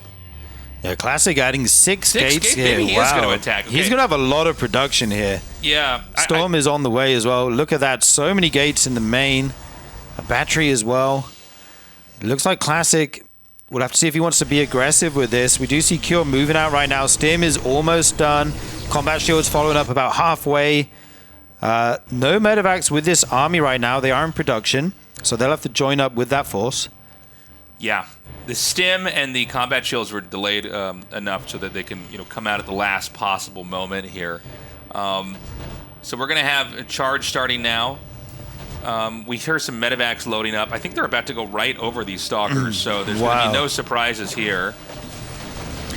Yeah, it does blink those stalkers away. Very nice move. And here comes the Marine tank. Siege is up all the way on the ramp. Immediately trying to pick off these High Templars. Targets them down with the tank. Excellent focus fire here by Cure. He's doing a lot of damage. The Zealots do get onto this tank eventually, though, and it does fall. Oh. There's so many Marines left being healed, though. Can he actually just win this fight here at Classic Space? There's just enough sustain. The Marines are healing up, and we're starting to get to the point where the Protoss is really, really flimsy, right? Like, the Stalkers don't deal damage fast enough. The Zealots don't warp in fast enough. And losing this third base, I think, could be fatal here for Classic. In fact, I think this may be one where he's just tipped the scale. GG. Yeah, wow, GG. That's crazy. He was going for Storm, but he didn't actually manage to get any off. Yeah. The pickoffs on the High Templar, I don't think they quite had the energy to drop the Storms. Really clutch there by Cure. Well done. I mean, perfectly done. I don't think that was the master plan to win the game. There's always games like that, where you kind of get in there and you take a fight. It's like, oh, actually, I think this snowballs. I think I can just win from here. Yeah, I think Classic was kind of caught by surprise. Maybe he thought he had a little bit more time than he did. If you give Classic like another 20 seconds there, I know 20 seconds is a lot in StarCraft, but he gets like a good setup with the High Templar. Seconds, maybe, yeah. He also, did he have two Stalkers spotting out on the map? Yeah, he did. The medevac saw them, remember? It's one of those moments where sometimes like you just see a couple of spare units on the map. It's like, well, if that was actually with the rest of your stuff. Also, Right. the tank was king there. The Yes. tank soaked for so long.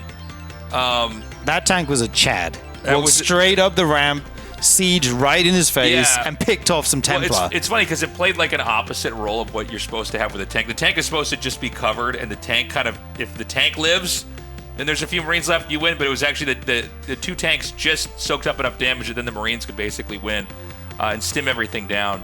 So congratulations to Classic. He moves on. Guys, you got to get some merch. What are you doing? What are you doing? We've got a hoodie. It could be cold in your home. You need to have a little warm hoodie. You could get an XXXL. Oh, and it's like, well, I'm wearing my boyfriend's clothes now. Or maybe your girlfriend stole all your hoodies from last year. You could get and you need to stock up. XS hoodie and put that on and be like, nah, I'm wearing my girlfriend's clothes now. Look, guys, we would love to get your support, and getting merch is just one of the many ways to do it. Patreon supporters do get a discount. These are just a few of the items that we have there, and we have, so many. So check it out. We're going to go to a short break. When we come back, we're going to continue on here with Group C in the RSL. Just a few more matches to go today, the first of which is going to be Cham versus Trigger in the losers match. I am back here with Sturgeon to go ahead and cast that on up. A PVZ for us for the day, and then we'll see which one of these two players is going to be going against Classic in that elimination final match later. What's your prediction, Gemini? Who are you feeling today making it out of this group? I feel like it's just got to be Classic, man. I mean, he is the two-time back-to-back world RSL champ, except for Hero, because he's technically the real world champ of the offline finals. But, I think Classic is going to kind of bring this one home afterwards. I mean, Trigger, as good as he can be sometimes, in PvP especially, Classic really did kind of trounce him a little bit earlier, so a rematch against him would probably be a Classic favorite. And I mean, to be honest, against Cham as well, it's hard to say that Cham could have a chance there. So, I mean, Classic is just the clear favorite to make it out again anyways. Yeah, one of the best Protosses in the game. Cham did beat Creator in the qualifiers, so maybe his EVP is looking good. I'm not sure what kind of stuff he's going to be going for here in the set. We do see our players on screen now getting ready, getting locked in. Here are the maps. It's 10,000 feet, Old Republic, and Mothership if there is a game 3. Nice. Yeah, that would be very fun to see, of course. But 10,000 feet, like you said. Interestingly enough, we've had so many series so far with 10,000 feet as the first map. Almost every single series played so far has had 10K as the first map. I don't know what's going on with that, but that is the case, and that is what we're going to be loading on into here as Trigger is on the bottom right-hand side with Cham spawning on the top left, going for a extractor check. I almost confused myself and thought he was going to go for a fast gas for a second and just all in or something, but I got very ahead of myself for a second there. But yeah, anyways, a great matchup, hopefully.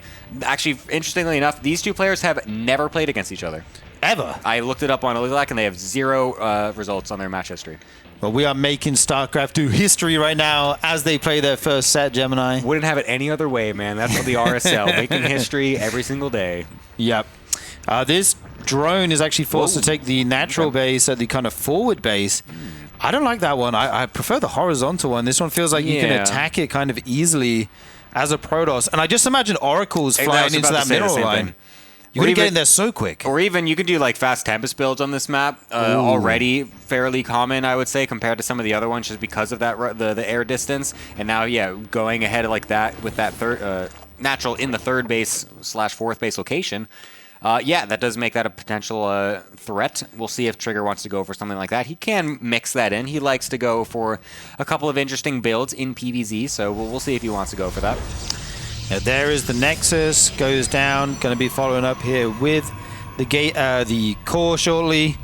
And the first unit, hatch gas pool for our Zerg player, all looking rather standard, except for this forward base. One nice thing is that you can get creep across the map pretty quick. It's true. If you send it through the middle there, that could be nice. I could see that being good. Or maybe you're going to use this to be aggressive. Maybe Cham wants to do some kind of crazy Roach Ravager all in and get his units there quick. We'll have to see what his game plan is as the Overlord flies in now to get the scout on the wall. Yeah, I always, whenever I see the forward base like this, the first thing that comes to my mind is aggression, where you can just easily launch an attack from that more forward production location. So at least, especially when I'm playing, because all the degenerates I play on ladder are just going to be doing that garbage. But for pro players, of course, sometimes it's a little less likely that could happen. So it might just be something that Cham prefers. So just maybe that's a more comfortable location for him. Maybe he feels better like defending Adept Shades going between, because of course it looks like it's a bit closer to the main base, so the distance for the two sides of creep to connect in the middle is a bit shorter overall. So that might be one of the reasons he's choosing this position as well. So yeah, it could be anything really. So the first Adept is going to come on over, try to get some scouts off, see exactly the drone counts and everything. Make sure that there's no weird things going on for Cham doing any early Bane or Roach all-ins, which is not too common anymore in the pro meta. Yeah, it's going to be a Stargate follow-up here for Trigger. Cham will probably know that by the delay of the warp gate on the core. It's not a 100% tell, but it is a small tell. We see is going to be an Oracle here as the first Stargate unit. And I think that's going to go straight to that forward base. Check if there's a Spore Crawler there, up in time. See if you can get some damage. These Adepts still threatening to, just shade in here and try to pick off some drones. He might actually go for it to shade in. I think he didn't target down a drone with the first hit, but it does get 2 more afterwards. These Adepts will die, but with them, they're going to take only 3 drones. Not bad. Yeah, it's all right. It's not the best. It feels a little weird. It doesn't feel great, though, suiciding the first 2 just for 3, especially because now the Lings can just run across the map, and now you're kind of forced to leave the Oracle at home. And wait a second, yeah, what is this? This is very risky. Unfortunately, thankfully, the Oracle is there to actually keep them away. I was honestly expecting Cham to just YOLO on in no matter what, but regardless, I don't know, Trigger being a bit greedy, I would say, with the wall. I was kind of surprised that he went for that, but regardless, that's the thing that you have to pay for. Of course, if you do sacrifice those 2 Adepts like that, you got to be very careful. And actually still not filled in here, so a couple more Lings going to find their way in. Not really going to find anything, though, as the drone pull, pro pull is on point here. And a few drones did die to that Oracle on the other side, so as weird as this looked for Trigger for a second, I think he still comes out of this actually really in a really nice spot.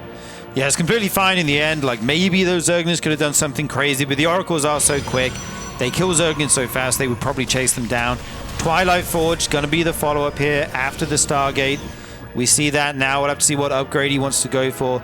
Lair and Roach Warren on the way as well for Cham as these guys start to build out their tech. Yeah, I'm going to be curious to see if he goes for the Blink or the Charge. If he sees this Roach Warren, he should probably be going Blink. 2 more drones get picked off as well as the Oracles continue to lurk around trying to find any damage that they can. And then the Blink the Twilight and the Forge will be finishing up. And there's that Blink +1 going to be coming on in. Very standard here at Trigger. Loves to go for these large Blink Stalker plays in the mid-game of PvZ. So we'll see if Cham is ready for this and if he's going to be able to react in time and basically just have everything in position to be able to deal with it. Yeah, adding on some more gates, getting his production going. We'll be able to go for maybe a Blink Stalker pressure afterwards. These depth shade in, but there's actually no drones here. Well, just a couple for them to pick off. 4. Okay, actually ends up getting 5. That's very nice with the earlier drone damage as well. These 3 Oracles still sharking around, trying to find whatever they can. Cham just holding this drone gun. Every time I look at the production bar, there's like 10 drones in production. Yeah, every and single he's still time. behind in workers. Yeah, every single time he loses some drones, he's just like, God, I gotta make more, man. The rapid fire is going crazy on that drone key right now. And yeah, like you said, he's still behind on the drones at the end of all of this. So this early game is not going great for Cham, let's just say that. Really nice harassment so far from Trigger, being just relentless with the Adepts, with the Oracles going in. And he's going to be setting himself up for a very nice mid-game. I think he's going to be looking to try to go for a really strong push once this Blink is finished up, really continue to take the map control and just try to constantly bleed Cham out and just try to win over time with this more efficient trade. Yeah, here come these Stalkers now, pairing up with the Oracles. We may see some stasis traps go down. Starting to do some damage to these Queens. Going to blink back these hurt Stalkers. Try to shave off as many units as he can. Force the Zerg to make not drones, make units instead. And he's getting some good trades so far. Here come the Ravagers. They will help deal some more damage to these Stalkers. One going down. Another couple at the front. Okay, Cham hits back there. Yeah, Trigger actually attacked before Blink was finished. I'm kind of surprised that he was engaging so early. Was taking a pretty decent initial trade, but did lose a few Stalkers towards the end there as Blink, again, like I said, wasn't quite finished. Does now re-engage, and now that the Blink is there, you can see the amount of damage that you can do, how much you just pick away so many little shots here and there against the Roach Ravager. It's so difficult to trade efficiently versus this as the Zerg player if you don't have the right tools at your disposal. And the resources lost tab on the top left, you can really start to see just how much Trigger's pulling ahead in that regard. Does start to lose a couple more Stalkers here and there, but the Stasis Wards continue to keep Cham away. Yeah, indeed. Cham's actually going for double upgrades in this game, by the way, melee and range. So he's going to have a lot of damage. He's going to add the Banelings in eventually, go for that Roach Ravager Ling Bane composition. +2 melee, already on the way. His 4th base is up. Colossus transition potentially coming out here for Trigger. Again, that second Robo. Stalkers still trying to do what they can. Oh, that was so close. Realizes that it's there at the last second. Does bile it down. Nice bile.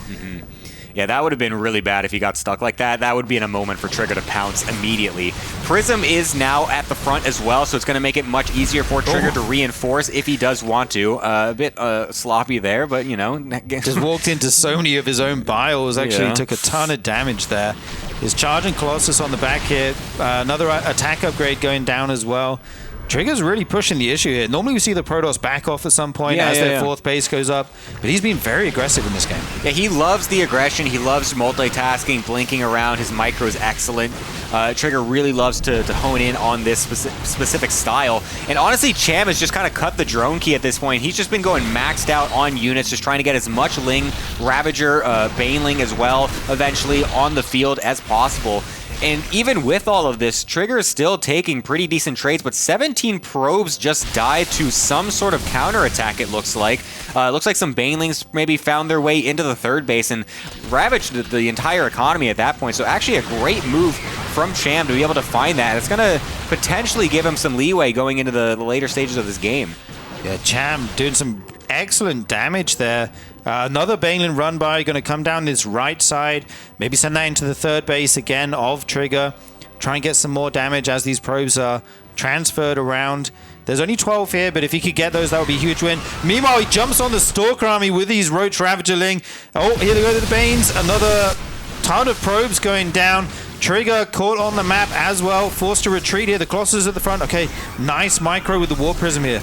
Yeah, he's able to keep this Colossus alive, but Cham is just going to chase with this entire army. He's got everything reinforcing behind it. He's not making any more drones. He's trying to full send it and still making more Banelings, trying to basically just take advantage of this awkward situation that Trigger's kind of put himself in because he's been so aggressive this entire game. He's tried to not let off the pedal, but it's really kind of spread himself thin a little bit more than what you normally see in a PvZ. Unfortunately, a Colossus on the right-hand side getting left for nothing over there, as one of them does get picked off into the Warp Prism, saved at the last second, but Cham is really trying to hammer it home into this third base. The Banelings get some connections on the Stalkers. They're trying to micro these Colossus for his life. That's most of his splash damage here. The Oracle's uncontested in the air. There is no anti-air with this army. One more Colossus there in the natural doing some good damage. Can Trigger hold on here? These Ravagers starting to fall.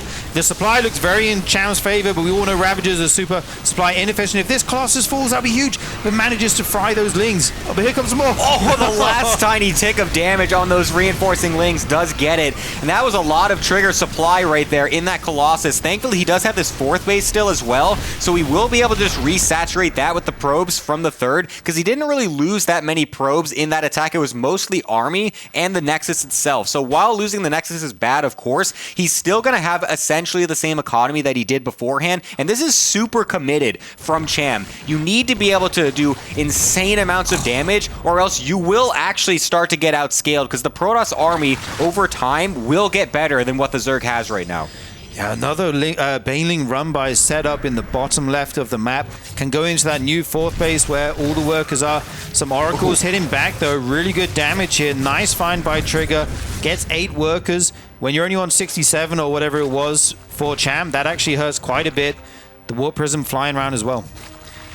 Yeah, this is a super low econ game for both players, and since Cham was really he was essentially all-inning with that fight, you don't really look at this as a thinking, oh, Zerg is all-inning. He's got, what, 5 bases on the map? He's got plenty of drones, right? This doesn't feel all-in, but as a Zerg player, this is a situation that you don't really, it's not easy to macro out of. You can see how heavy Cham is continuing to hit the lane key, the Bane key. He's not actually re-droning super hard with this, and so it's a really committed attack. If he doesn't continue to deal deadly damage with all of these attacks, he's going to eventually just completely lose the game. Oh, but here he comes. Baneling's running to the fourth base. There's no probe pool. So many probes go down, as well as that third base eventually. So that Baneling's actually get on top of all these Stalkers and the Disruptor there. Even going for the mineral line. That was very ballsy. There is just so much Zerg in the natural right now, Gemini. I don't think Trigger can hang on. Yeah, this is starting to look absolutely unrecoverable from Trigger, down to 66 supply. He's got 27 probes. He's got more probes dead in the last couple seconds than he does alive at this point, as Disruptor's even trying to be used. And I mean, given the current state of Disruptors in this matchup, I mean, that is not something you normally see. They are very useless overall. A couple Zealots trying to do some damage in the main base, but Trigger is getting overrun in every other situation. And this is an incredible game from Cham, really unexpected to come out swinging in game 1. Yeah, I think it was all about that Baneling run by. Like, we didn't see it because the pressure was so big from Trigger, you know, pushing with those Stalkers at Cham's third base, but that Baneling run by got 17 probes out of nowhere. And then he's going for this low econ kind of very committed style, where if the Protoss doesn't have a big work account behind it, I mean, it just makes it easier for him to pull that off, right? Mm-hmm. Yeah, I honestly think that Trigger was being, like, he got really overzealous in the early game with how much damage he was getting with the Oracles and the Adepts. Yeah. He was kind of trying to he was just trying to snowball that damage with the Blink Stalker attack, but he was really trying to do it in a way that was like, it was like way too nonstop. Like he needed to at some point kind of just come back and kind of identify exactly the state that Cham was in and realize that, one, he maybe didn't do quite as much damage as he maybe expected that he did, and 2, Cham was actually committing to way more than he thought. There was enough gases at that third base. He was fully on into the Roach Ravager and then also Banelings, which I think maybe Trigger didn't quite identify in time. And so he didn't quite realize that Cham was actually building up to just counterattack himself. And so he really just kind of let himself get a little bit too spread out. That Baneling hit coming in at the third base and things started to crumble for him.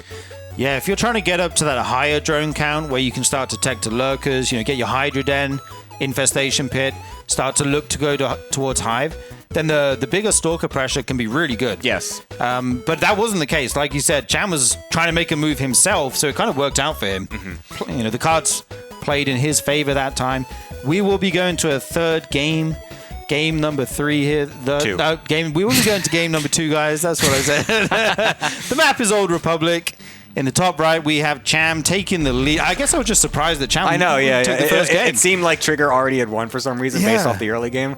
Yeah, getting a little ahead of yourself here, Steve. You're so excited to see Zergs win. I am so excited. And in the bottom left is Trigger. Let me just finish that up, and then we will see what happens in this game. Yeah, I mean, I wouldn't be surprised if Trigger recoups pretty easily this game, because again, the early game went so well for him. I think that's something that he can definitely replicate in the next couple games if he's, on top of his micro, like he usually is. Yeah. I think he's not going to let that game get to him too much. I think that's like one of those games where you're just like, oh crap, I just kind of disrespected him, I think, a little bit. Just kind of expected my push to snowball and just eventually win the game. I think if he just plays it a little bit more passively and just kind of makes it so that way he can, build up a couple more units and just make sure the counterattacks don't do as big of a damage, I think he holds that pretty easily and he would take a solid win. So I think that's the mindset he should be taking into this next game. Yeah, the probe leaving the base a little bit later this game, so Cham will actually get to take his natural base. It's funny, we were talking last game about the forward base being a kind of hint at some aggression, and that did end up being the case. This time he's able to take his natural, so we'll see what happens there. Nexus going down for Trigger as well. Everything looking very standard. No 12 pulls today, Gemini. That's true. Yeah, that's a Rainer special, apparently. We got some interesting games yesterday with that. If you didn't see the VODs, you might want to check that back. Some very interesting ZVPs. But today it is going to be some more standard openings from the Zergs, or the single Zerg, I should say. But yeah, I'm very curious to see if Cham continues to go with the aggression, considering the fact that this is Old Republic, a map that's a little less common, I would say, to go for super aggressive early game stuff. It's a bit larger of a map. You're a bit farther away. The bases are set up in just a generally more macro-oriented fashion, so it's a bit more difficult to go for some of that, especially as a Zerg player, since you need that creep going across to really kind of force yourself to go across the map in a little bit quicker way, you know what I mean? So we'll see if Trigger wants to go for the same stuff. I'd be expecting him to just kind of stick it to what he's been doing mostly, so I don't expect him to do anything super crazy in this game. Yeah, so far it looks to be similar. We have the Stargate going down, Adept as well. This probe will confirm the third base. The Adept is going to move across the map, threaten to shade in, and will be joined by his buddy at some point. I kind of like Trigger to keep his Adepts this game. There was a very scary moment where the Lings could have potentially run in the natural. Right. I mean, it's always a judgment call. Do you commit the Adepts or not? He got 3 drones last time, and he actually didn't take any much damage afterwards, so I guess it was worth it. But we do see that Oracle coming out once more. Yeah, I think this is... I think Trigger's trying to take this series as kind of like a skill check series where he's just trying to throw in what he can just to really mess with Cham. I think he probably just expects him to be maybe a lesser player overall. Trigger's been having a bit more better results overall compared to Cham, so you can see him throwing out these early Adept plays, just trying to get as much damage as possible, which is, like I said, kind of like a skill check move. Like, can you defend these random little attacks here and there? This time he gets 4. Actually got, I think he killed both of those as well this time too, so gets 1 more drone compared to last game. So that's an improvement from Trigger, we'll say that much, but I think overall he should be totally fine with this. That's a little bit more damage. He's got his wall set up as well. He's got the Oracle sitting back at home, so I think he'll be pretty fine. Yeah, and you took that Nexus, the third base, at 320, which is very fast. Super fast, about as fast as you can get it without skipping anything. So his economy will be in very good shape if he doesn't take any damage. Like you say, the Oracles can stay home to prevent these Lings from doing anything. Forced to return right now. He does have a proper wall this time with the Adept in it, so that will not let any Lings into the natural. Really good zoning here by the Oracle. I actually really like this game plan from Trigger, because generally what you normally do is that you put the Oracle across the map to try and get the drone damage and the scouting, and then you leave the Adepts back at home to defend the third. He's basically doing the opposite, where he sends the 2 early Adepts across to try and guarantee some damage. We'll be able to get that pylon, it looked like. Actually, no, he actually keeps it alive somehow. Those Lings actually did not get killed off. Or actually, no, he did it. Sorry, it was there on the minimap when I said that, but apparently he got it at the last second or something. Sorry. But anyways, I like that he kind of switches up because sometimes the Oracles can get defended really easily. You don't really expect to get damage, but the Adepts are much harder to actually deny any drone damage. So I do like the approach, the little switch up that Trigger's going for with this early game harass. Yeah, a lot of gateways being added now. 2 more Adepts as well. What are we going to see on the Twilight here? Kind of curious if this might be a Glaives game, if he keeps... Okay, no, it's going to be just the normal Blink. I thought as he added a couple more Adepts, he might be looking to do that, but he did lose some Adepts here, harassing the Zerg economy. So you want to replenish those, make sure there's no walls for these Lings to get in and do damage. On Cham's side, we have the Lair finishing up, as well as the Roach Warren. Curious if we go for that double upgrade style again. I guess that suits the... Oh, does get a cancel there just in time. That was nice. Ooh, a Muta switch coming in from Cham. That's spicy. I was going to say he's getting all the gases as well, just like last time. So I was expecting him to do something aggressive, similar to last game, but it's going to be a slight difference. It's going to be a Muta switch. So we'll see if Trigger's going to be prepared for this style. A little less common in this matchup overall. You still do see it every now and then. A couple times you'll have those Mutas. We did see Raynor try for this yesterday as well. So it does kind of rear its head every now and then. So we'll see what kind of damage this can get done if it goes unscouted. Yeah, right now Trigger is not teching into Storm or anything like that. He might be quite committed here with the Blink Stalkers, and that can be like the worst matchup for you as a Muta player. Right. Okay, he does now add the Twilight Archives, and he's going to be pushing with these Stalkers, trying to pressure the 4th base once again. You don't want to use the Mutas to fight those, so he's going to delay the production once the Spire finishes. Big Stasis Ward catches some Lings. This 4th base under pressure right now. Yeah, that's actually like half of the standing army for Cham right now. So that means his 4th base is forced to cancel yet again. Nice pressure from Trigger to deny this. Does he start to put the pieces together, though? There's not a lot of units on the map. There's absolutely no gas units. He sees a 2 Roaches on the field. He has to start to realize, where is all this gas going? You have 6 gases. What is it being used for? And actually, does Trigger even have a chance to just kind of bulldoze through right now? Because there's going to be not very much on the ground. Actually, 22 Lings coming in is going to actually be really nice. So combined with the Mutas, if they all come in at the same time, it's actually going to be pretty decent. Yeah, Trigger going to have to be very careful here. There were 5 more Stalkers warped in. They run across the map right now. Here come the Lings and the Mutas, though. A lot of these Stalkers starting to fall. The Oracle goes down. The second Oracle will fall as well. But here come the reinforcements for Trigger. Yeah, this is really interesting. Normally you don't see Mutas being used as a fighting force in this matchup. Really, they're supposed to be mobile. They're supposed to run around. They're supposed to kill probes and whatnot. But this time, he's forced to use them defensively. So the surprise of the Mutas are kind of already used at this point, and it's been done in the form of an actual defense instead of harassment. So will they actually get a bunch more probe damage after that? Not entirely sure. Trigger has had enough time to get cannons, enough time to get batteries, so that's generally going to spell the end for the Mutas. So we'll see if he can find any damage here. Yeah, he's actually going into Phoenix and second Stargate as well, so that's going to be how he deals with them. There's actually not that many Mutas here. These Phoenixes might be able to pick off a couple if he micros them well. It's a couple low in the red hit points, but they kind of clump up, makes it difficult to target them down. That one pylon just barely alive. Trigger would love to get a 4th base here eventually. Yeah, that's a great defense from Trigger. I love the response, seeing the Mutas and instantly backed up, blinked away, making sure that he doesn't take a terrible trade. He did kind of sacrifice some of those Oracles, which you would like to keep alive, to be able to put Revelations down on those Mutas to know where they're going exactly. But he saw it so far in advance that he's been able to get the cannons and batteries. He's able to get all these Phoenixes out. He should be pretty safe at this point. And from now, Cham's actually just going to totally switch out of them. He's not going to fully commit into a lot more Mutas. He's going into the Hydras. He's getting an Infestation Pit as well. Whereas Trigger is going for the mass Phoenix response, thinking that there's going to be a more Muta transition, but now a massive hole in the wall as well. So tons of Lings are going to find their way into the main and natural of Trigger. This could be devastating if he doesn't deal with it correctly. Yeah, there are cannons, though. As he was going Mutas, he needed those. The Phoenix zone out the Mutas, and it actually looks like Trigger's not going to lose that much here. What a defense. Having the cannons already was super nice for him. That one in the natural just barely lives. When you see all those Zerg units running the Protoss natural, you think like, oh my gosh. But Trigger was there.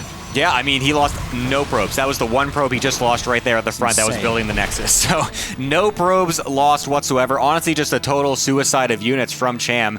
It's very difficult to resist the urge when you see that hole in the wall to not go in. I mean, because you don't really think about it. It's like, oh, well, I already forced him to make cannons and batteries because with the mutas, you don't really think about that as the Zerg maybe sometimes. So you're just like, oh, the hole's there. Boom, gotta go, get damage. And so, yeah, a great trade from Trigger to be able to defend that. Does go into the Phoenix range as well because he wasn't sure exactly how many mutas we're going to get committed to. So he's actually kind of stuck now with quite a few mutas, and he's probably just going to try to transition into some air eventually too because he's getting the +1 air weapons for it. Does he actually realize that the mutas are done is the question. I'm not actually sure. He did see a lot of Hydralisks. Okay, did he actually see them? Okay. Yeah. So I think he knows now.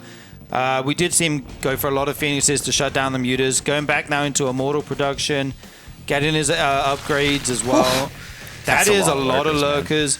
I gotta say, even though Trigger defended really well, it still feels like Cham's in a great spot here.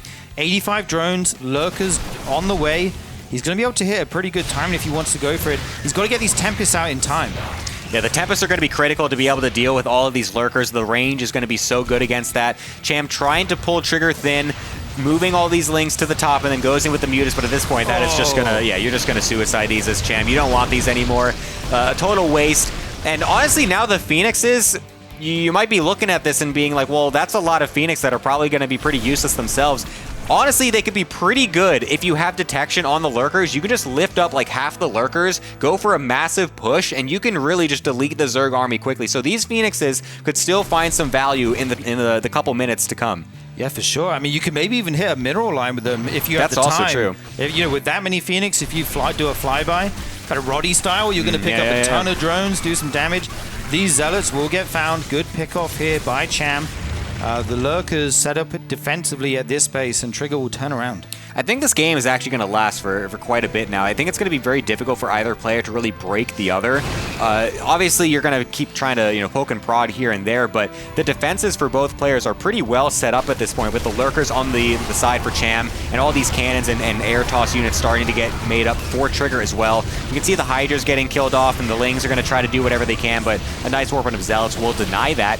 I love that Trigger's continuing to keep as much map control as well, because he doesn't want these lurkers to get into a position where they can just walk across the map and get him contained. He wants to keep Cham on his side of the map and keep the aggression up.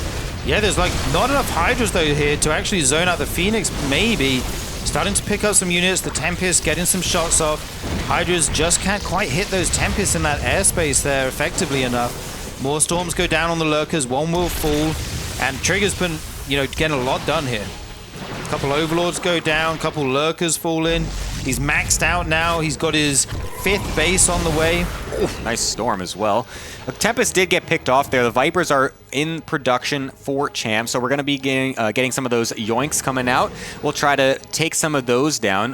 This Overlord is on an ambitious path to get a Nidus in the natural. We'll be able to do so, so a bit unfortunate. Double Nidus. Yeah, double Nidus is going to be difficult to deal with from Trigger if he's not actually responding, because actually he's maxed, so he can't reinforce, he can't warp anything in to deal with this. He's got to bring everything back to make sure that he can actually defend against this. Uses the Mothership Time Warp as well, lifts up as many of the units as he can, cloaks as well because there's no detection, but kills off the Mothership anyway. There are enough Hydras to be able to do that, but Cham is honestly losing a lot of units in this exchange. There's not much from Trigger that's falling. Yeah, kind of a Hail Mary here, committing so much to this attack. It looked good until the cloak, and then somehow he got the Mothership and it turned around, but I think overall Trigger will be happy with these trades. He's preserved his Phoenixes as well. They will continue to gain value throughout this game, picking up lurkers, etc. And the Armada is starting to grow in size. I think we're up to like 6 Tempests or so already. They will continue to pick off units. I see Overlords all around the map. Is that another Nidus? No.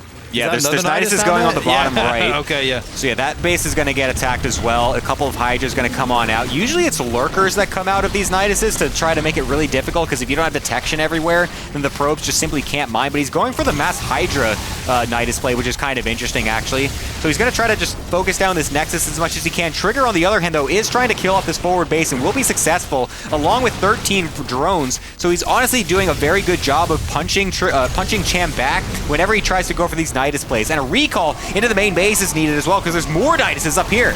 So many Zerg units here in the main, on creep. These Tempests kiting as best they can. One does fall down. The Hydra's kind of stuck on the Stargate right now. No. They can't actually reach the Protoss units. Bit of a sad moment there for them as these Tempests continue to pick them off while they're hitting buildings. Yeah, this is looking like it's starting to peter out here for Cham. He's throwing everything in the kitchen sink at Trigger's bases right now with these double Niduses, but unfortunately it's not really finding its mark. He's losing units everywhere, not dealing critical damage, and Trigger will walk away with a clean game 2. So Trigger strikes back, evens things up. We are now at 1-1 in the series. We'll be going to a final game 3. Now we get that game 3 that you wanted Now so we badly. get the game 3. I was just a game ahead. That's what it was. We did it again. We went back in time and we saw that what the future held as the third game here in this series. But yeah, it's going to be Mothership as well, which is going to be pretty sick. Oh, I wonder nice. if any of the players are going to throw out something super cheeky, considering that it is a 3-player map. I like Mothership. I do as well. It's a cool map. It's just a good looking map. Like, yeah, the fact that it actually looks like a Mothership is so Yeah. cool. Like I mean, that'd be silly if it didn't. Like, you call the map Mothership. Well, yeah, looks I like guess a medevac or something. that would be a world-class blunder. So thank God that person didn't do that. But yeah, I mean, honestly, anything is on the cards, I feel like, for this last game. I feel like Cham was doing a really good job in the mid-game, considering the fact that he was still losing some units here and there, and he wasn't being super efficient with the mutas and whatnot. He still kind of was holding in there and was trading pretty decently at some points, but the Nidus plays was kind of, like you said, a bit of a Hail Mary, and it just really didn't find its mark. He went a little bit too hardcore with it. I feel like if he had just tried to be a bit more passive with it and just throw into the lurkers to try and do the harassment ball building up back more at home, maybe that would have worked out a little better. Yeah, I think the main thing was the mutas didn't really get the damage done that you need them to, right? Right, yeah. Like, you're looking for them to pick up 20 or 30 probes for you to get ahead, right? When you make that many.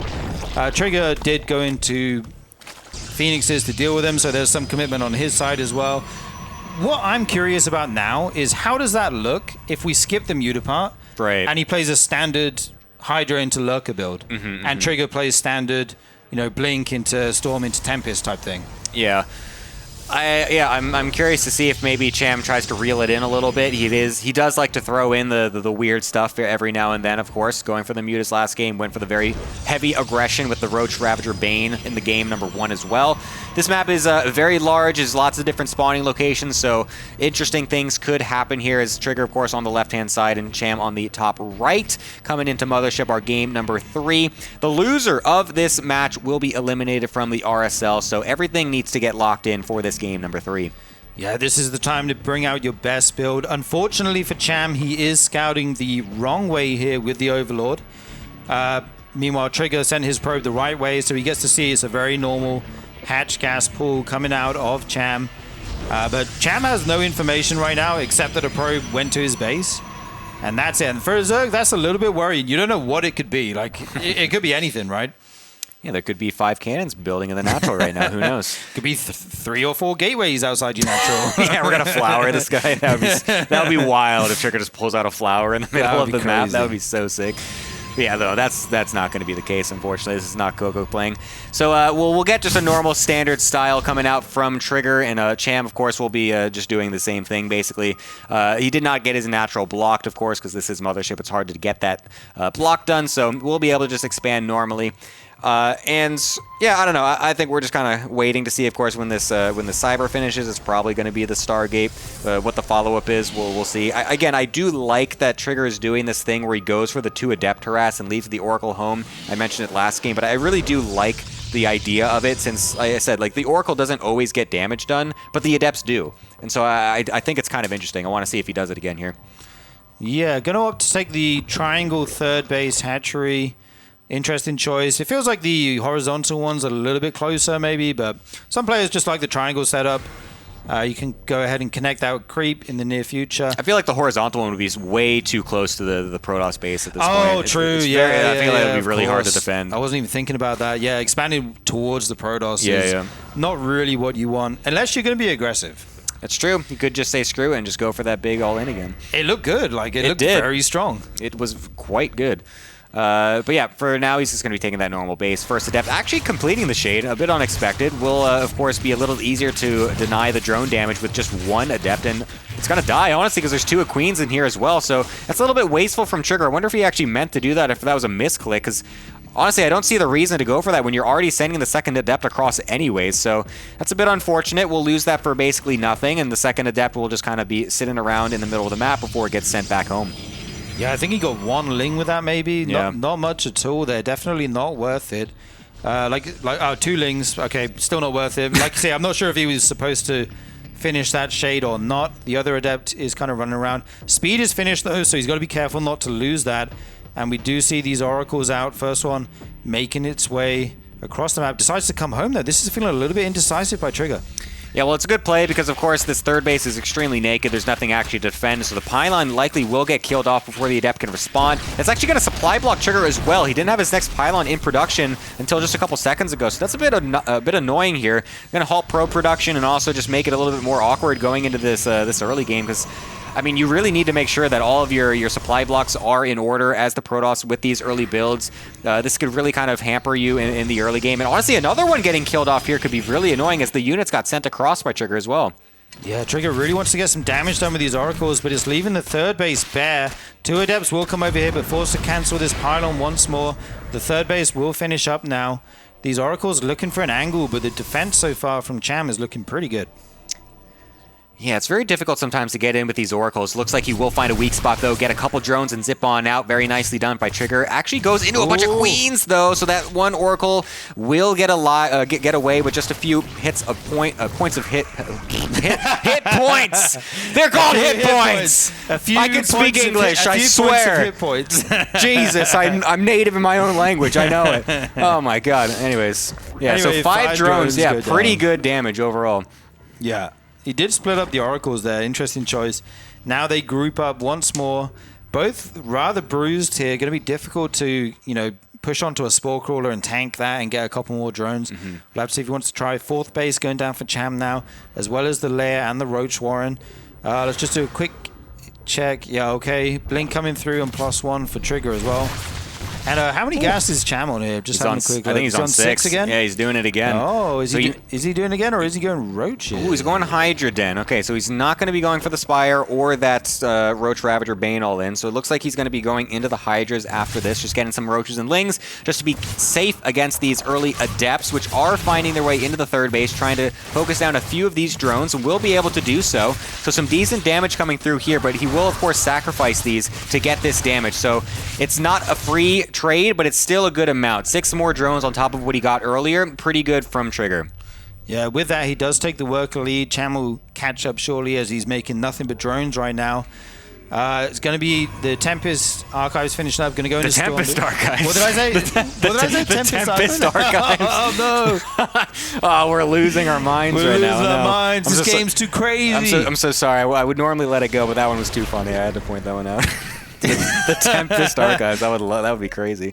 The Tempest Archives. That's what you said. Yeah. Awesome. What's it actually called? The Templar Archives. The Templar Archives. Oh, that's the Tempest. I'm losing my brain, dude. And let's forget about that. These Oracles come in once more. I think I said that last game as well. Oh did you? No, I don't think you did. I think you said it right. Nobody noticed. Moving on. No one look back in the VOD. Don't out us. No one knows. These Lings actually going to catch these Stalkers right now. Nice little pickup. They will have the Blink is just finishing up now, so we'll be able to blink back to the shield battery and save those.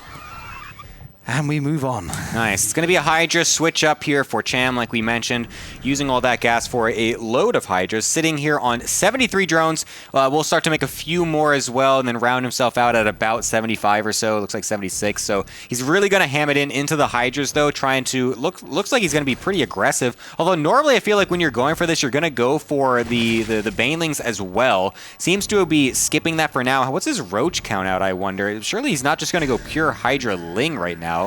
Yeah, honestly, it's only 4 Roaches. Like, he's just making so many Hydras. It's actually kind of crazy. Yeah, a lot of Hydras. I was just about to say Overlord speed finished, so it looks like it's going to be Hydra Ling drops here. +1 will be finished when he goes for this. Trigger takes his 4th base. I like this. He's going to have a good angle into the Protoss main. Oh, if he doesn't get that scout, that would be huge. Does get the Revelation, though, so that means if the Hydras go into the Overlords, they will get scouted. Oh, unfortunately, a couple of Hydras randomly on the top side. We'll be able to kill off that one Oracle. That's quite nice. Cham wants to wait for this Revelation to clear off before he puts these into the Overlords, because then that will actually trigger onto them to show that they are actually being loaded up. Yeah, they're going to go around the top side of this. Oh, the timing! Oh, such a clutch scout here by Trigger. I think he kind of sensed something was going on there as these Hydras were in a bit of a random spot, right? Like, why would you be over there? The Lings are going to come down here, try to distract the Protoss while that big drop moves towards the main. Good storm on these Hydras to begin with. Actually just going to tank the whole thing, almost. And he's going to blink and find the Overlords. Forced to unload them early before they're able to get into the main base so that they don't get sniped. But that will just still allow Cham to go for a big attack anyways. He's coming from the right-hand side as well. Trigger's really boxed in right here. He's got to land some perfect storms because that's basically his whole army outside of just these couple of Immortals. So Cham is really trying to put the pressure on heavy right now. He's maxed out at this point and will try to go into the main base. He's actually going to lurk at them behind this as well. Maybe a transition there potentially. The Storms are going to have to be really good though just for Trigger to survive this part of the game, as there is, you know, an assault on two fronts here essentially. At the main, at the natural now, this Roach Hydra going to start to break down these buildings. He does defend in the main rather well. Yeah, the supply has dipped pretty heavily all of a sudden for Cham, so a couple of bad engagements. The Storm's doing very well. The units in the main base not getting cleared up well. Now these units getting caught out by the Blink Stalkers. These Roaches will not trade out effectively. The Storms are just absolutely wrecking this whole army. Like, everything is dying. The Lings are melting on the right side as well. Cham went from maxed to 125 within the last 30 seconds. Those Storms are so insane. The Hydras took so much damage there. Maybe could have been microed a little bit better, just kind of tanking a lot. He's remaking a lot of Hydras, though. He's going for his +2. He does have a Lurker Den. We'll have to see if he wants to try and put that to use. I don't believe there's a Hive to get the range upgrade or the burrow upgrade, so it would be unupgraded Lurkers for now. Look at that graph. That is brutal, man. That is absolutely ridiculous, man. That is so much army loss in just the span of just a few seconds. And Trigger is now feeling confident to walk across the map. A lot of those Storms were used on the defense, though, and they're not actually here for the offense. It doesn't really look like he has much energy at all. And the Lurkers are out, actually, so they will be here against the mostly Stalker army. I don't know if Trigger's really going to have the opportunity to really punch through right now, as his fourth base is actually getting killed off by a Link counterattack as well. Nicely timed from Cham to throw this out there. Continue to cause chaos, and he's honestly going to defend pretty well back at home because Trigger's just going to run right back. Yeah, he's actually making a ton of Lurkers. Just now adding the Infestation Pit, we'll be able to tech up another Dropper Lord on the way. We'll have to see if he wants to put a Lurker in there, try and drop it behind a mineral line. That can be very annoying to deal with if you can hit a few mineral lines at once. And Trigger now adding in the Fleet Beacon, adding that extra Stargate. Going to be... We might have a late game here. Yeah, you really need the Stargates and Fleet Beacon at this point in the game. Once you see that many Lurkers on the field and you're not really at a huge Immortal count, you're not like got this massive army. I guess he's got 6, which is pretty decent, but you haven't really set yourself up for... Oh, that was a sick blink, actually trapping them all in the center. That was awesome. But he's not really set himself up with an anti-Lurker army at the earlier stages of this game, so he really needs to get into that air toss army, making sure that he can trade efficiently versus the Lurkers. He's honestly got a pretty decent army size right now, but once these Lurkers start getting into the mineral lines, things can get pretty hectic, so he needs to be able to keep tabs on this. Yeah, and Trigger still doesn't have this fourth base. It's just going up now, so it feels like his eco... I mean, he's only on 64 probes. It doesn't look like he's actually set up to go into that late game. He's going to have to try and make something happen, but... There's Lurkers moving around the map, trying to be annoying. We see a Spire and a Hive on the way here for Cham. Filling out this tech tree. The Trigger has a lot of supply right now. Yeah, his army is actually massive. So sure, he doesn't have a lot of probes, but he's got a massive army to go along with it. So this is kind of like a Terran situation where normally like they have so few SCVs because they're making so many mules and CCs and whatnot that their army just gets absolutely ridiculous. But now Trigger is trying to go for that base. He's at 125 army supply with room to still make more. So this army is just going to be absolutely beefy. The Mothership's going to come on in as well as he tries to pressure this fourth base location, or sorry, I guess like fifth base or sixth base location. Trying to do whatever he can to continue to deny the creep, force the Lurkers to stay home. He doesn't want Cham on his side of the map. Yeah, right now just looking for an angle, trying to see what he can pick off with this mobile Stalker army. The Lurkers do take a little bit of time to move around, burrow and unburrow. He has a Mothership on the way as well. That could be the kind of X factor he needs in this game. If you can get a good cloak off or something like that. We'll have to see the Tempest now moving over. Archon's actually taking this fight with the Immortals behind them and the Storms. Going to clear up some Hydralists here. Where are the Lurkers right now? Oh my god. He just completely melted the army. The Blink on the left-hand side also was able to deal with all those units, and suddenly the game is over. Trigger just finds a perfect moment when Cham wasn't set up defensively and just pulls the trigger. No pun intended. I actually walked right into that one. Yeah. But yeah, honestly, a great decisive move from Trigger. I wasn't expecting the game to just suddenly end in that location, but Yeah, the blink on the left as well was super on point. There was very few units over there. The lurkers weren't in a good spot. The storms went off perfectly over the entire army. That was a great snap call from Trigger to see the weakness that Cham momentarily had. And that's what moving around on the map so much lended him. Trigger found that mistake because he forced it as well. Yes. Constantly moving around, that made it so difficult for Cham to actually find where Trigger was trying to go.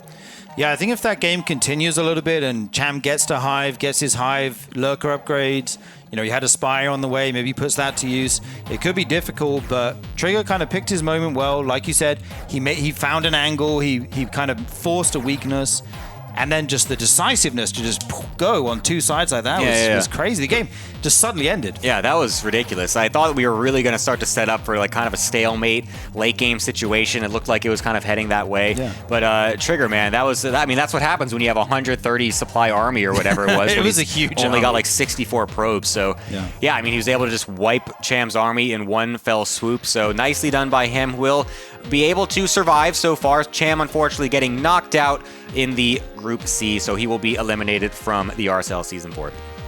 Yeah, I was very impressed with Cham. I'm also impressed with how many people signed up to the Patreon so far. Thank you very much to everyone. Please check it out if you haven't already. There's a bunch of different tiers with various perks. You can vote for the maps. We have some cool new maps in this season. You can vote for players like Clem and Maru and SOS who got in this season. There's also a free tier if you just want to get email notifications. That's right, because I don't get enough of those, to be honest with you. Yeah. I want more emails. If there's one thing I need in my life, is more emails. I want man. things telling me that I just can, get this for free or whatever. Hey, by the way, you want this sponsorship? Like, no, I don't want to play your crappy game.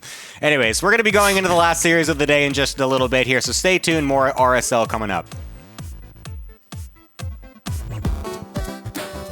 Welcome back, everybody. Thank you for waiting. It's time for the final match of the evening. One more Protoss will advance here. This is going to be a rematch of the match that we casted to start the evening off.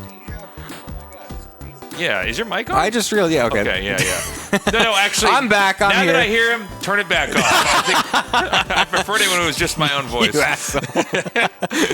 Yeah, we're going to do the rematch of what we just we casted earlier on. Yeah, we got a nice little bookend group here. Got the same thing twice, so we'll see if Trigger can maybe learn a thing or two from what he did in the first series, and maybe find a way to abuse some weakness or just kind of fill up the holes that was maybe a Classic finding some weaknesses here and there. So I don't know. We'll see, but I feel like Classic is going to be feeling pretty confident coming into this last series. Yeah, it was a pretty poppy match, pretty short, pretty action packed. So let's see what happens. Again, Classic, dominating last year. Will he possibly get eliminated here? Could Trigger turn this around? We're going to find out as we go to Ruby Rock here for game number 1. All right, we got Classic over in the top left-hand side and Trigger over on the bottom right. Last time, like you said, we had a couple of very short games, very action-packed, honestly. Classic just in Trigger's face from the get-go. Was very active. I mean, he had a proxy robo in the second game that just didn't get scouted for basically the entire time that it existed, so Trigger got pretty caught off guard by that. And the first game was also a bit chaotic with a couple of Adepts getting a bunch of probe kills and whatnot, so yeah, we'll see if Trigger, now that he's maybe a bit more warmed up, maybe will be not so, I don't know, taken advantage of in the early game, I guess is one way to say it, so we'll see what he's got.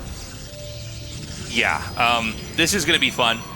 I think Classic is a bit more of a well-rounded PvP player. It's funny because sometimes you do have, excuse me, you do have periods in the game where one race is more dominant than others, right? Mm-hmm. That's not always been the case in StarCraft, but it definitely is something that's happened before, right?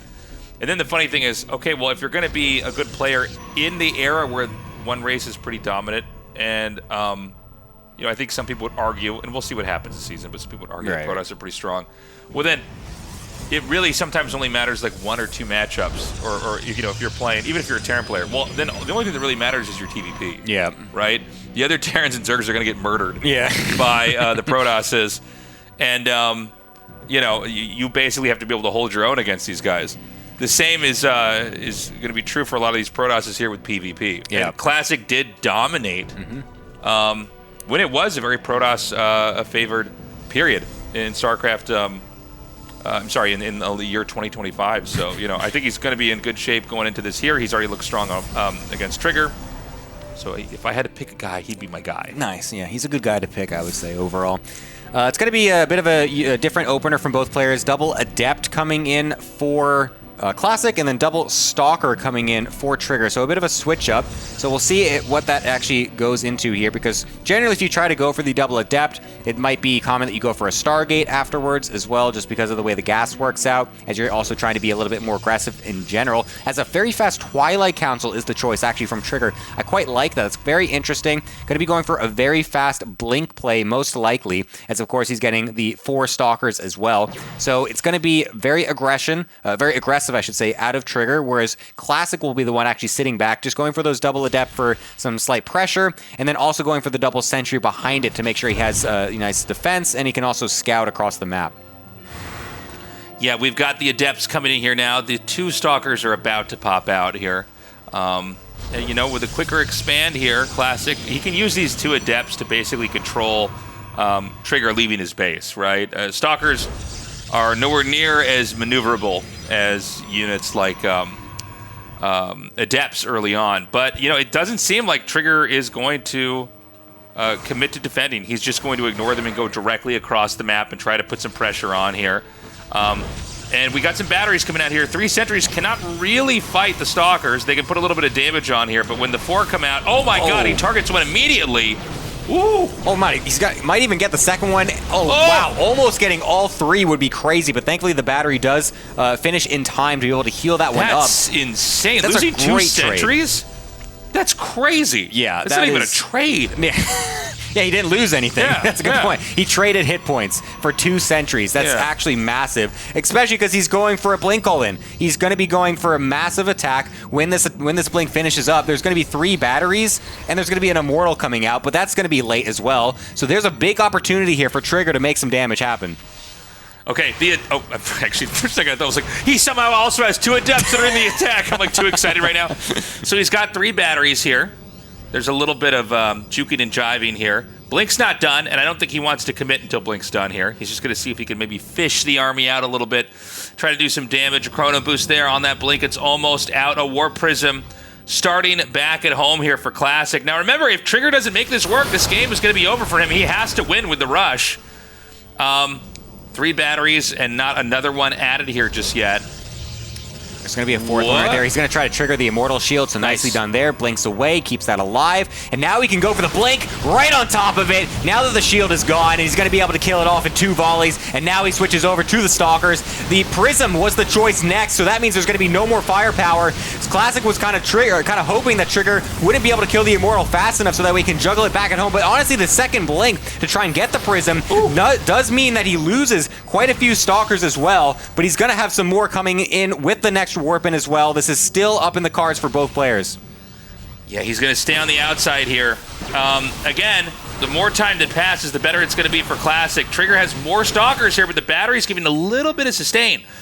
And obviously, there's no way to recharge those shields very easily here for Trigger. So the next Immortal's going to come out. Now, it's very important he doesn't keep that too far forward here. We could see another 1 Stalker run up and try to proc that shield buff, and then everything else dives in. So he's going to micro that a little bit further back. Nice pick off there, but unfortunately still losing a few Stalkers of his own. That was a bit ambitious there from Trigger, and this is starting to bleed out a little bit. Now that this 1 Immortal's been out for so long, the second one's also going to be joining pretty quickly here. He's not trying to expand behind this. He's just going full on with this attack. And once this double Immortal is here, he's going to try to go for the Blink in, but that is going to be that. Man. Not enough. Classic, very nice defense. I mean, Classic is so good. Yeah, the fact that the 2 sentries were killed early, I mean, that's unheard of, first of all. Like, losing 2 sentries, like, that's so much gas for, like, nothing. Yeah. I mean, even when I saw the 3 come down, I'm like, well, obviously you got to be, like, super careful with this, right? You want to just, like, drive him back a little bit and run back. And that, I don't know if that prompted the all-in or not, but it certainly seemed like it. you know, he got that position, went, okay, well, let's throw a gateway down here and try to end this game. Yeah, I think it was definitely the plan from the start as well, just because he did lock himself in as well. So I think it just kind of facilitated that more so. It kind of made him be a little bit more aggressive with the initial stalkers. So that is definitely, influenced that a little bit. And I'm honestly surprised that went that way, considering that he got the first Immortal pretty decently. I think that second blink onto the Prism was pretty ambitious. I think he needed to just play it a little bit more passively there and just realize that, sure, there's not going to be a second Immortal coming soon, so the firepower is not going to be there. Sure, he can juggle back a little bit and maybe dodge my shots, but if I blink onto him, I feel like it shouldn't really matter too much. I think he should have played it just a tiny bit more patiently while that next Immortal was still in production. Yeah, not a good sign here. Trigger, I think, had probably the best layup possible for that all-in to get in there and do damage.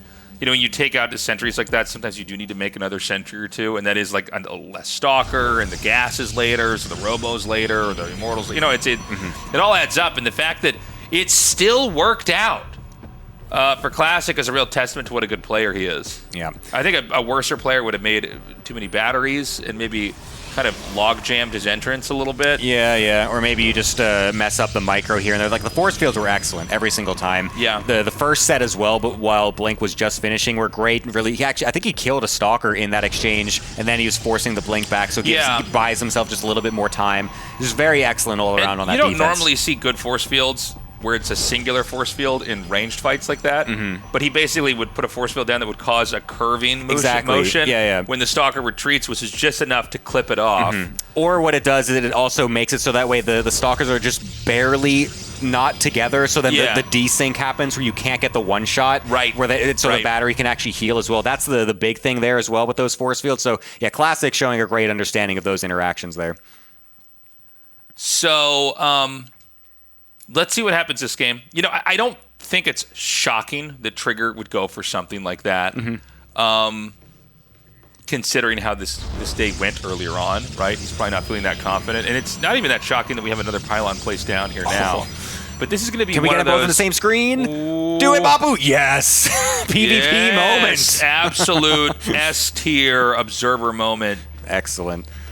This is what PvP's made of, man. Yeah. This is the dream state for PvP. See, what is this? What is the key that turns the screen like that?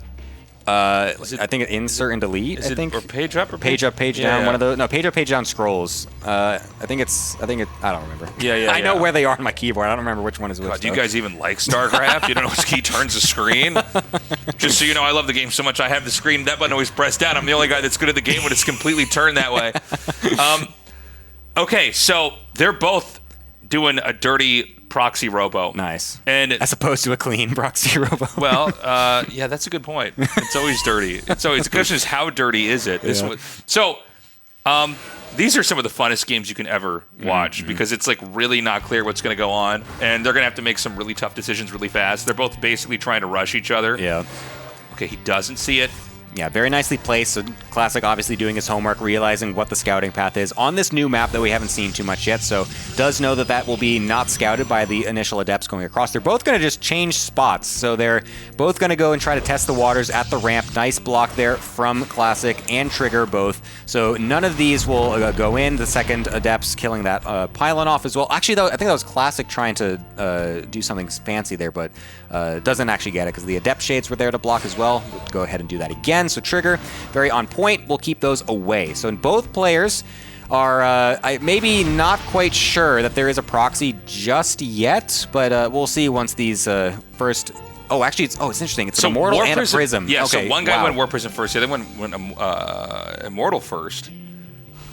Oh, this is going to be crazy. Now, ideally, when you're doing either of these builds, you would hope that the other guy is fast expanding, right? But this is going to get a little bit weirder. And this may kind of fizzle out into nothing. Yeah, they could just both be like, okay, I don't want to attack you now. Yeah, I don't. And then they just go both sit back defensively and expand anyways. So we're still going to have Classic move out with this War Prism. He just barely gets by these Stalkers. Remember, there's no blink yet. Though. Yeah. So that's important that he did see this, because I think up until now, I don't think Trigger knew exactly what was happening just yet. So he does know that that's happening. We'll just go aggressive with his own Prism as well, as a couple units were already in there. The Immortal will be joining soon, and the other Immortal from Classic is just right-clicking onto the pylon, and that's going to deny the production of Trigger. That's so funny. Yeah. He just gets in there, and it's like, yeah, that's enough. That slows everything down. Now, could this allow Classic to then try to come out here and dominate on the map? He's going to come back. It looks like he found the proxy robo. Trigger was able to find this, so he's going to try to kill this Immortal, but the Prism does make it back in time, so we will be able to meet, but the rest of Trigger's army is also here. These Immortals are going to get surrounded and going to be forced to lift up and go to the right-hand side. Oh, this is so crazy. Another Immortal is about to pop out here for Classic. He's about to have 3 Immortals in this game.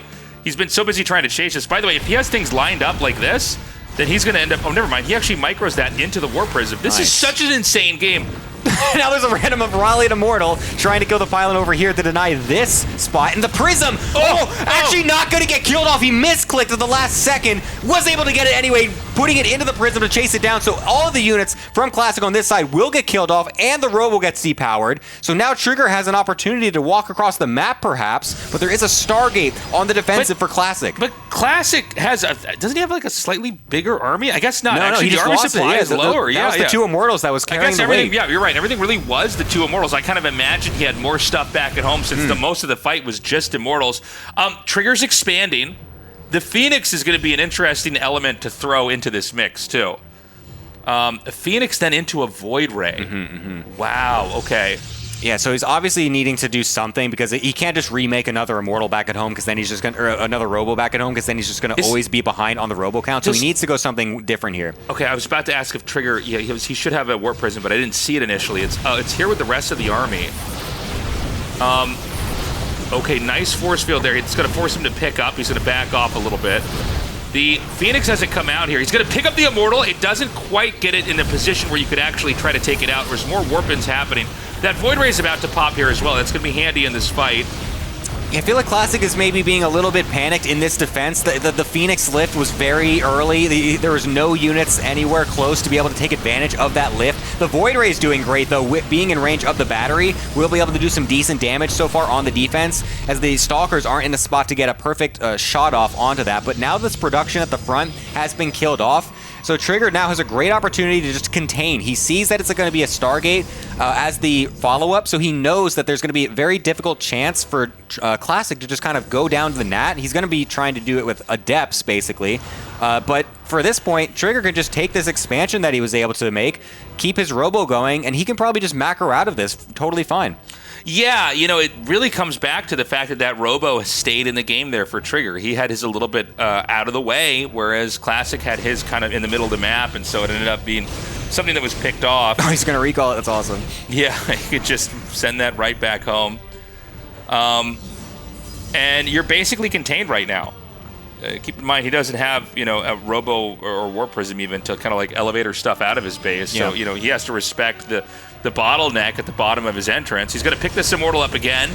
That's interesting. I feel like he would maybe want to go for the probes, considering that he's so far down economically, unless he's just going to choose to all in. I think he's going to all in. I think he's just going to all in, honestly. So, yeah, just killing as many units as possible is probably the better play, but it's going to be so late when he finally does it get across. Although, wow, these Adepts just going to find their way in. So that's actually kind of interesting. You can even lift the 2 Stalkers, so that way now the Adepts can have an easier time killing probes and whatnot. And that's going to be the play here for Classic. Prism also might actually get killed off, but a couple probes getting picked off is pretty decent.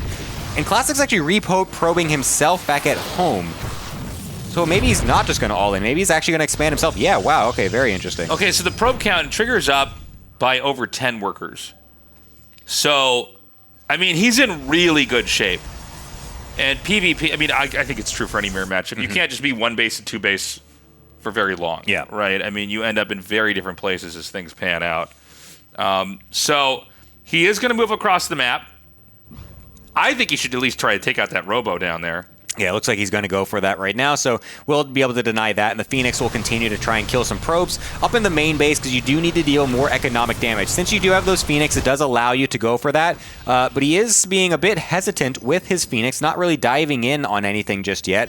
Again, I think he really does need to start getting some probe damage. There he does go into the main base, so we'll start getting a few of those. We'll even that up just a bit, but he wants to be careful. He doesn't want to use every single lift, because he still needs these Phoenixes defensively, because it's so much of his army supply. If Trigger just decides to walk across the map, Classic can't defend. He needs everything at home. Yeah. And And so he's been very conservative with those lifts. He's staying back. And, the Phoenixes, they can kind of play this game of just kind of sort of being around in the middle. Oh, could he get the probe? Nah, probably actually too risky. So he'll go through here. He'll get some worker kills like this. And this creates a pretty interesting pin. 5 worker kills is quite a bit. And he's not even, trading it out for anything. He can just come back in there a little bit later and do those pickups again. So Classic is starting to get back on his feet. The question is, does he have some kind of plan he can cobble together to actually win this? Because he is still very much playing from a deficit. Yeah, Trigger's had a lot of time. He's had the better tech overall. His Twilight Council's way faster as well. And he's going to be getting this third base up really quickly. I like the response from Trigger to go for this very fast third base. Generally, when you see a Protoss player on the other side going for a lot of Phoenixes, yeah, they can kill a lot of probes, but they can't kill buildings. So all you have to do to counteract the fact that they're killing so many of your probes is just to make another base and just spam more out. You're playing it like a Zerg player, basically. Just make more probes so it's counteracting the amount that they're killing. So I like that he's going for this, especially since he was already ahead in the first place. So I think this is a good avenue of attack for Trigger. Can these Phoenixes continue to get more damage is the question from Classic. Yeah, well, that's one of the only ways he can catch up. But even with all the probe kills, it's still, about 4 worker lead here. I guess, that's enough where he can't really fully take advantage of that base, though, right? I mean, True, had those Phoenixes not gotten in there, it would have been worse. And Classic is angling for an adept play. Mm-hmm. So he's trying to, as he's catching up here, he's really trying to hit hard in the mid-game here. He's not going to keep trying to tech up. He's not going into Archons now or getting Zealot charge. And let's see how this pairs up with a push from Trigger. Now, I don't know if this is the best time to attack for Trigger, but I think he should have a considerably bigger army. So I think this is actually a pretty good spot because his Blink is going to be finishing up, and he knows that he just saw Classic use all of his energy on the Phoenix to lift up probes. There's going to be so much dead weight, and he even gets a bunch of those Phoenix as well with that Blink. His army is massive right now compared to his opponent. He can easily come on in, Blink right on top of those Immortals, one-shotting them every single cycle. We'll be able to dispatch of those really quickly, and this army is going to falter for Classic. But 3 Immortals are stuck on the outside. Even with all those units out there that aren't really in the fight, it seems like the Stalker count is just so high that there's no way that he can end up losing this. Trigger is just going to topple this position for Classic, and he's going to probably, he's going to tap out. GG Trigger taking game number 2. Yeah, it was really expertly done. I mean, a really difficult game from both players to judge. I mean, going for the proxy robos and going for different styles of proxy robo as well. It wasn't like it was just the 2 Immortals right from the start. One was going for the Prism, one was going for the Immortal. And it was really weird. It wasn't sure, what to do in certain situations. You had that Immortal from Classic instantly denying the production from Trigger, and then they were able to get, a couple probe kills here and there and stuff like that. So, honestly, a pretty weird game. Trigger, really nicely done to actually navigate it properly. It was, that was a fun start when you have them both proxying like that. And Trigger, very circumstantial, but he took advantage of the fact that he's in like this weird corner. Yeah. When you have the robo in the middle of the map, it is such an easy target. In any moment that you're not in total control, the pylon's going to get killed and then the tech's killed. And really just not having Immortals in a game like that kind of locks you out of opportunities. And War Prisms as well, right? You can't get out of your base, you can expand.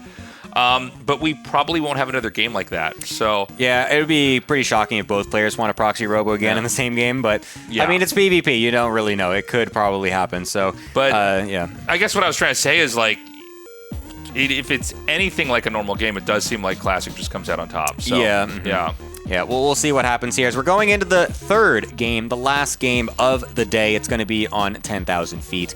Will it be Trigger or will it be Classic? Moving on into the playoffs from Group C. Let's see. And how many meters is it? I mean, we don't know. I mean, yeah, man. This truly is an American production. That's so true. Yeah, that's a very good 10,000 point. feet. Thank God it wasn't 10,000 kilometers or something. Yeah, we'd or have no 10,000 idea. stones. Whoa. Right? What if it was that? Oh my God. Yeah, and we just had Sturgeon on camera. We could have asked him that, but he's gone. It. Yeah, we could have roasted him not knowing what feet are. Yeah. Okay, so no. Well, I guess we can still see if there's going to be a proxy in a little bit here. It's early on, but for now, it's going to be Gate on the high ground here. And like you were saying, the last game of the night. This is it. One player's going to move on. If Trigger wins, it's going to be a huge upset. If Classic wins, it's him reasserting the dominance we saw him have, last year. Yeah. I would not be surprised to see Classic just kind of go ahead with this win, obviously, but it would be great to see Trigger come in with this upset. He's had a couple times here and there where he's able to actually beat Classic in the past, so maybe this will be another one added to his record. We saw that he's got the chops last game, so let's see if he can continue that domination coming into game number 3. Okay, so we have Classic's probe going all the way through the bottom. He's definitely going to proxy something. He's going to well, I think it's going to be Oh, never mind. I lied. well, he's at least checking. I mean, you can always then angle this up to the top. These scouting patterns are so interesting in the way these PvPs have gone lately, because Trigger is really like not favorite. He's like not going in the base at all. He just wants to scout every different location. Classic's also doing this now too. Generally, you just want to put the probe in there just to see if there's a pylon or not. But these two players are just really just trying to find every inch of the map just to see if there's anything going on. It almost seems like they're both going to proxy something here, but they're at least going to scout first. You know what I'm saying? Yeah. Because if you send the probe across the map and then it goes back out, then you go, well, there's something out there, right? Exactly. So, okay. The pylon here on the low ground. 2 stalkers again here for Trigger. The Robo has started in the main here for Classic. Yeah, this is really interesting the way that Trigger does this, because he did this in the first series too, where he never really went into the main base. He just only scouted. He's basically doing like this mega gamble where he's just like, I'm going to 100% scout an entire side of the map. Yeah. And if I didn't scout something on this side, what are the chances that you did it? You just happened to do it on the other side. It's probably pretty low, I guess. So I think that's the gamble he's trying to go for here. He's just trying to make sure that he sees as much as possible so that he can rule out the potential of a proxy as much as he can without actually going in to the base. Because sometimes you go in the main, you see no pylon, and you're like, well, what are they doing? And then you don't find the pylon, and then you don't actually know what's happening. Okay, so he still hasn't started a Nexus. Okay, now he's going to do it. But this is a late Nexus. Yeah, it is a little bit later. Yeah. So, Classics is going to have his Nexus up a little bit earlier. He's also going for a much faster Robo and that Immortal, though. So this might actually be that really fast Immortal Prism attack with still a Nexus to make it look like he's expanding. Yeah. So he might still try to be aggressive anyways. But, yeah, can you really push with that, against just Stalkers? He's going to try. He's going to have, like, Sentries and just an Immortal? And, yeah. You can definitely go across. I mean, with that Prism, you're able to come across at a timing that's really unexpected. So it might still find some decent damage. Okay, here we go. You're right. I like it. Yeah. Immortal into Warp Prism. This has been a big theme, actually, in the first weekend here. Yeah. Zalon did this yesterday. Classic almost did in the first game, but then accidentally made a second Robo. yeah. Which was totally ridiculous. Yeah, think about that. This time he actually remembered to only make one Robo and use it. So funny. So the Hallucinated Phoenix is going to come through here. And so the idea is, like, you can just eke out a lot of damage. And, the Immortal... it was designed to be like this thing that killed tanks and mech, but really, I feel like more than anything, it's like a stalker slayer, right? It kills its own race really well. Yeah. That's crazy. It kills weaker quadrupeds very fast. And actually, so let's look at this for a second, because Trigger doesn't realize that this is happening. He's making a Forge and Blink at the same time. He doesn't have any batteries set up. He's got a nice setup of units, though, to come on from different angles, so he's got a lot of units on the field. But he actually also has 2 Adepts in the main base as well. So for a second, I thought Trigger might be in a weird situation, but actually will take this moment to really kind of forge ahead with a Forge himself. I have another pun unintended, sorry guys, but will just try to take 6 probes here, and then actually will set himself up nicely with Blink and +1 coming soon, too, if he can survive this Immortal push. A lot of force fields went down there. There's still plenty more in the pocket. And, I got to say, he's kind of getting boxed out. These sentries, actually, they all get saved. That's insane. Whoa. He's going to keep getting these force fields out here. The Immortal's tanking quite nicely. The juggling continues. He's going to fish the rest of the army out here. The probes are forced now to tank some damage. 2 Stalkers come up, but they're isolated. But another Immortal comes in. He's going to go for that. He actually drops the Immortal. That's crazy. Oh my god, I can't believe he actually gets that. Unfortunately, Classic missing that pickup, which actually is massive, because if he doesn't get that, Trigger then is overexposed, and he honestly went a little bit too far, because the probes was keeping him alive in that initial engagement, but killing that Immortal means that he's safe. Classic has to run back home, and that was honestly a great defense from Trigger, going for something that is a bit more macro-oriented than we normally see. You don't see a Forge this fast, this often in PvP, and he defended this unscouted Immortal push very easily. Yeah, I'm a little bit shocked he lost that Immortal there. That was kind of the whole play, was to just get the other Immortal up there and just juggle it a little bit more. And, Immortal shots, unlike the Stalker lasers, they don't have to connect. They fire, and then they just hit the target, and so it's very punishing. It's a real it kind of imbalance. There's a real asymmetry in how the two units fight there. So he could have dodged those shots and then kept the fight going, but instead, here we are. Trigger gets his base up. He's going to make a robo of his own as Classic is making his third Nexus. I like that little blink as well to deny the Adepts. A nice reaction time from Trigger to be able to negate any damage there. But I like the fact that Classic is going for that faster third Nexus like you just mentioned, because he has to find something in this game, because the aggression did not work out. He's going to be behind in the tech, so he needs to find some avenue that he can get ahead in, and he's going to choose to go for the faster Nexus to try and get ahead economically. And basically, the question is, will he be able to keep this alive? He already realizes the threat, and putting down 2 batteries on this defensive, will he be able to defend against Trigger, who does have Blink already on the map? Okay, we see him coming down now, and I just think 3 Immortals is too much to really be able to fight. The Adept comes in, it doesn't really do that much. He could go for the Pylon, actually. Oh, that's so unfortunate. Yeah, that's crazy. So the Pylon stays alive here. The battery just goes ahead and regens it. We have Glaives coming now. I do like that as well from Classic. Since he's already going so heavy into the Immortals, why not round it out with a lot of Adepts as well? Go for a really just strong army on the ground to just pack a punch and just try to go across the map. Trigger, I think if he actually killed that Pylon, I think he would have tried to go for the YOLO Blink. But since that Pylon is still alive and the batteries are able to heal the Immortals, it's going to be really hard. And now that there's 4 Immortals, I was going to say he can't Blink in, but he goes for it anyways, kills the Prism, kills one of the Immortals, and then tries to go for some of the Stalkers. I'm really not sure if that was the correct play. That was insanely ambitious. Yeah, I mean, the Stalkers took such a beating back there. And he's going to go ahead and just head back. He's actually recalling because these 2 Adepts are going to come in here and kill some workers. And I'm a little bit scared. I think there's going to be some real counterplay here from Classic. And remember, he's got the Immortal count. He's looking good. He's got a Warp Prism, but he's also going to get Adept Glaive. So he was already coming in with a real mid-game hit here. Yeah, he does not want this to go long. He is getting another Prism. He's getting more gateways. There's no Forge on the map for Classic. He wants to go across the map and kill Trigger right now, and he's trying to do that as soon as possible. 6 gateways for now for Classic, as a couple more might be on the production tab. I'm not sure. Yeah, 1 or 2 more is going to be coming on in. We'll round this out quite nicely, so he's going to have a lot of production. Can Trigger stay alive before his +2 finishes? That would be great if he could have a 2 upgrade advantage in this upcoming fight. That would be huge for him. But I don't know if Classic's going to give him the time for that, as he's already starting to go across the map. Another Immortal's coming on in. He's getting more Pylons to make sure he doesn't get blocked. And he's actually leading Trigger away with a couple of Adepts. Does Trigger get completely pulled out of position while this army is about to make its name in front of the third? Yeah, he's going to come up here now. This attack from Classic is going to hit first. I don't know that he can get these Stalkers back over here. Oh, a flank, though, could be huge if the Prism was left behind, but it is with the army. Okay, so that's safe. Okay, for Classic.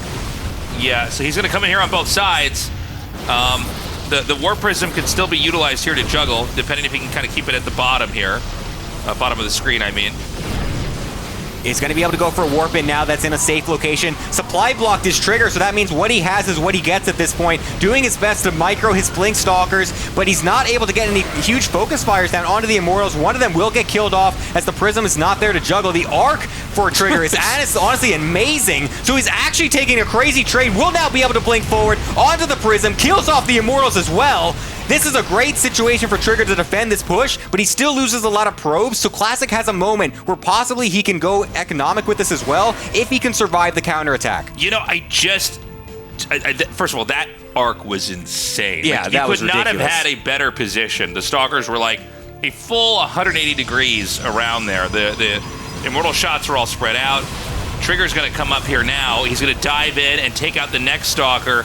And, the Adepts, obviously, they can't do anything about a Warp Prism here. So I think the next Blink is just going to be on the next Immortal. It goes to the left instead. We'll be just trying to stay alive with as much stuff as possible, as he's got a couple of Adepts in his own third base as well. But this is looking great for Trigger. Now blinks onto that Immortal, sees it, kills it, gets it out of the game. And honestly, I think Classic's going to have to get out of this game as well, because he's got nothing to deal with this amount of Blink Stalkers. He's losing everything left and right. Trigger, I think, has made the upset so far in this series. Yeah, I mean, it's kind of crazy. The upsets actually happened. We saw Classic scratching his head He realizes this game is probably over, man. GG Trigger moves on. Wow. And Classic is out. That's actually crazy. Whoa. I'm amazed that he made that defense at the third base. Yeah. That did not look like it was going to go his way. The flank was getting set up in a nice way it obviously led to the victory in that fight, but it's like, I still thought the Immortals were just going to pack too much of a punch. He couldn't get onto the Prism, so another warping got off. I thought that was going to spell the end. I almost feel like you have to keep chasing the army that's on the left side of that screen. You can't let them get in between you. Mm-hmm. And some of it also came down to the fact that he moved the Warp Prism down kind of in where the minerals are because it's safer, but then it kind of allowed this whole arc of Stalkers, and all the Immortals are hitting different targets. And you can't juggle the Immortals either because it's so far away. It's honestly a really fine line that you have to balance in these engagements. Sometimes it looks kind of simple. Yeah. You might be making fun of some Protoss players doing these all-ins, like, oh, you just A-move with the Immortals and Glaives, but it's honestly really difficult to do this dance, to keep the Prism in a right spot. Can you get the Warp-ins off? Does it get sniped? Can you juggle? Because that all came into factor in that last engagement, and honestly, Trigger navigating it, again, very well. Beautifully done. Congratulations to Trigger. This is very exciting here at the RSL. So he is going to be the final survivor here of Group C, moving on with Cure. So if you're looking at this and you're confused, you're not crazy. We skipped Group B. That's going to be next week. And then we're going to have Group B and Group D weekend from now. Yep. We had to do a little bit of a schedule change just to accommodate one of the players, but that's all good. So Group C was done today. Group B, I'm really excited to see what goes on with this one. I mean, Max Pax Rogue is a matchup that we very rarely see, so that's going to be really cool. Clem coming back into the RSL as well. I mean, Bunny is also a nice dark horse to have in the group as well. So this Group B, I'm really excited for it. Yeah. If you want to join us live here, we're on the weekend nights here. Saturday, Sunday, we start at 7 p.m. KST. That's when the show starts. The stream opens up a little bit earlier. And we're going to have a 3-day broadcast on the final week. I really like how we've adjusted things to make it a little bit more epic, a little bit better for the viewers, I think, by having the final day be a little bit longer and start a little bit earlier. So be sure to join us then. And, of course, this is just Season 4 of a 5 and 6 season year for us. So, Yep. Guys, we got to hold on. I got to get it out. I got to bust it out. StarCraft Don't tabletop. take that out of context, guys. Put me back on camera. We got the StarCraft tabletop miniatures game here. Obviously, we have Zeratul over here. They just mailed us this. They're supporting our tournament. We really appreciate them sticking with us. And honestly, it's kind of cool to be sponsored by something that is this cool. The tabletop miniatures game looks amazing. It's awesome. The miniatures look so accurate to the units in the game as well. Yeah. They've got some campaign units, I think, as well, which is pretty cool. So, yeah, I know the whole thing looks awesome. I can't wait till we can actually start to play this thing and get everything set up. Yeah, I mean, it's pretty amazing. Obviously, they're just getting started. Yeah. I think pre-orders are up on their website, or they will be very soon. But we're just glad, they're supporting us, and it really does do honor to the franchise. Yeah. You know what I mean? It's just so cool to have things being released that are actually on-brand StarCraft stuff. That's really well made, and honestly, there's passion behind it and everything. So it's really cool. Consider joining our Patreon. We hope we can earn your support here. We want to make regular StarCraft content like the RSL. It's not all done in a weekend, right? You can tune in and join us on your weekend nights, or let's say you're at work, you've got the double monitor set up, right? Or you're doing laundry, you're busy cleaning the house. You can have our show on and enjoy it with us. So we wanted to make this long-form content, and if you want to support it, consider a tier that makes sense for you. If you can't afford a tier, you can always sign up for free, and you'll get emails. You'll get emails. We love emails. Hold on, I gotta sell those emails. You'll get emails right in your inbox. Oh man, from the RSL staff. Nothing better than that. And while you're reading those emails, you could be wearing an RSL shirt. Oh yeah. You go, oh, look at that. Whoa. I'm even wearing my hoodie. Is that what you do when you wear a shirt? Yeah. Oh, look at that. Yeah. I'm wearing clothing. Ooh, I'm wearing the clothing of the people that emailed me. They moved to that slide. They went, that's enough, Tasteless. Ziggy's had enough of your absolute bullshit. He wants to go get dinner. Guys, we need to grow the YouTube. It's right down there at Revive SC2. Do us a favor, seriously, like the videos. We're going to go back and like them. Even your mean comments, where you go, when you go, your Cassie's not very good, and I'm going to reply and go, I know your words are trying to hurt me, but I just want you to know that I don't really care about what you think. You can You can get into it with us there, right? I go, who are you to do that? Where's your tournament? You know, it's really hard to catch this game. I'm just trying to put something out there that's kind of cool that I want to share with people. I'm sorry that I'm so passionate about this thing that we all feel always like it. That helps the algorithm. I hope more people find this stupid tournament that you hate. So join us on YouTube, guys. We need your support. Is that it? Nice. I guess so. That's it. Cool. Let's close it out, but with the box. With the box. My shoulder's going to get so strong. Just pulling this box up every time. So heavy, man. Guys, thank you for joining us. We will see you next weekend. We love you. Bye-bye.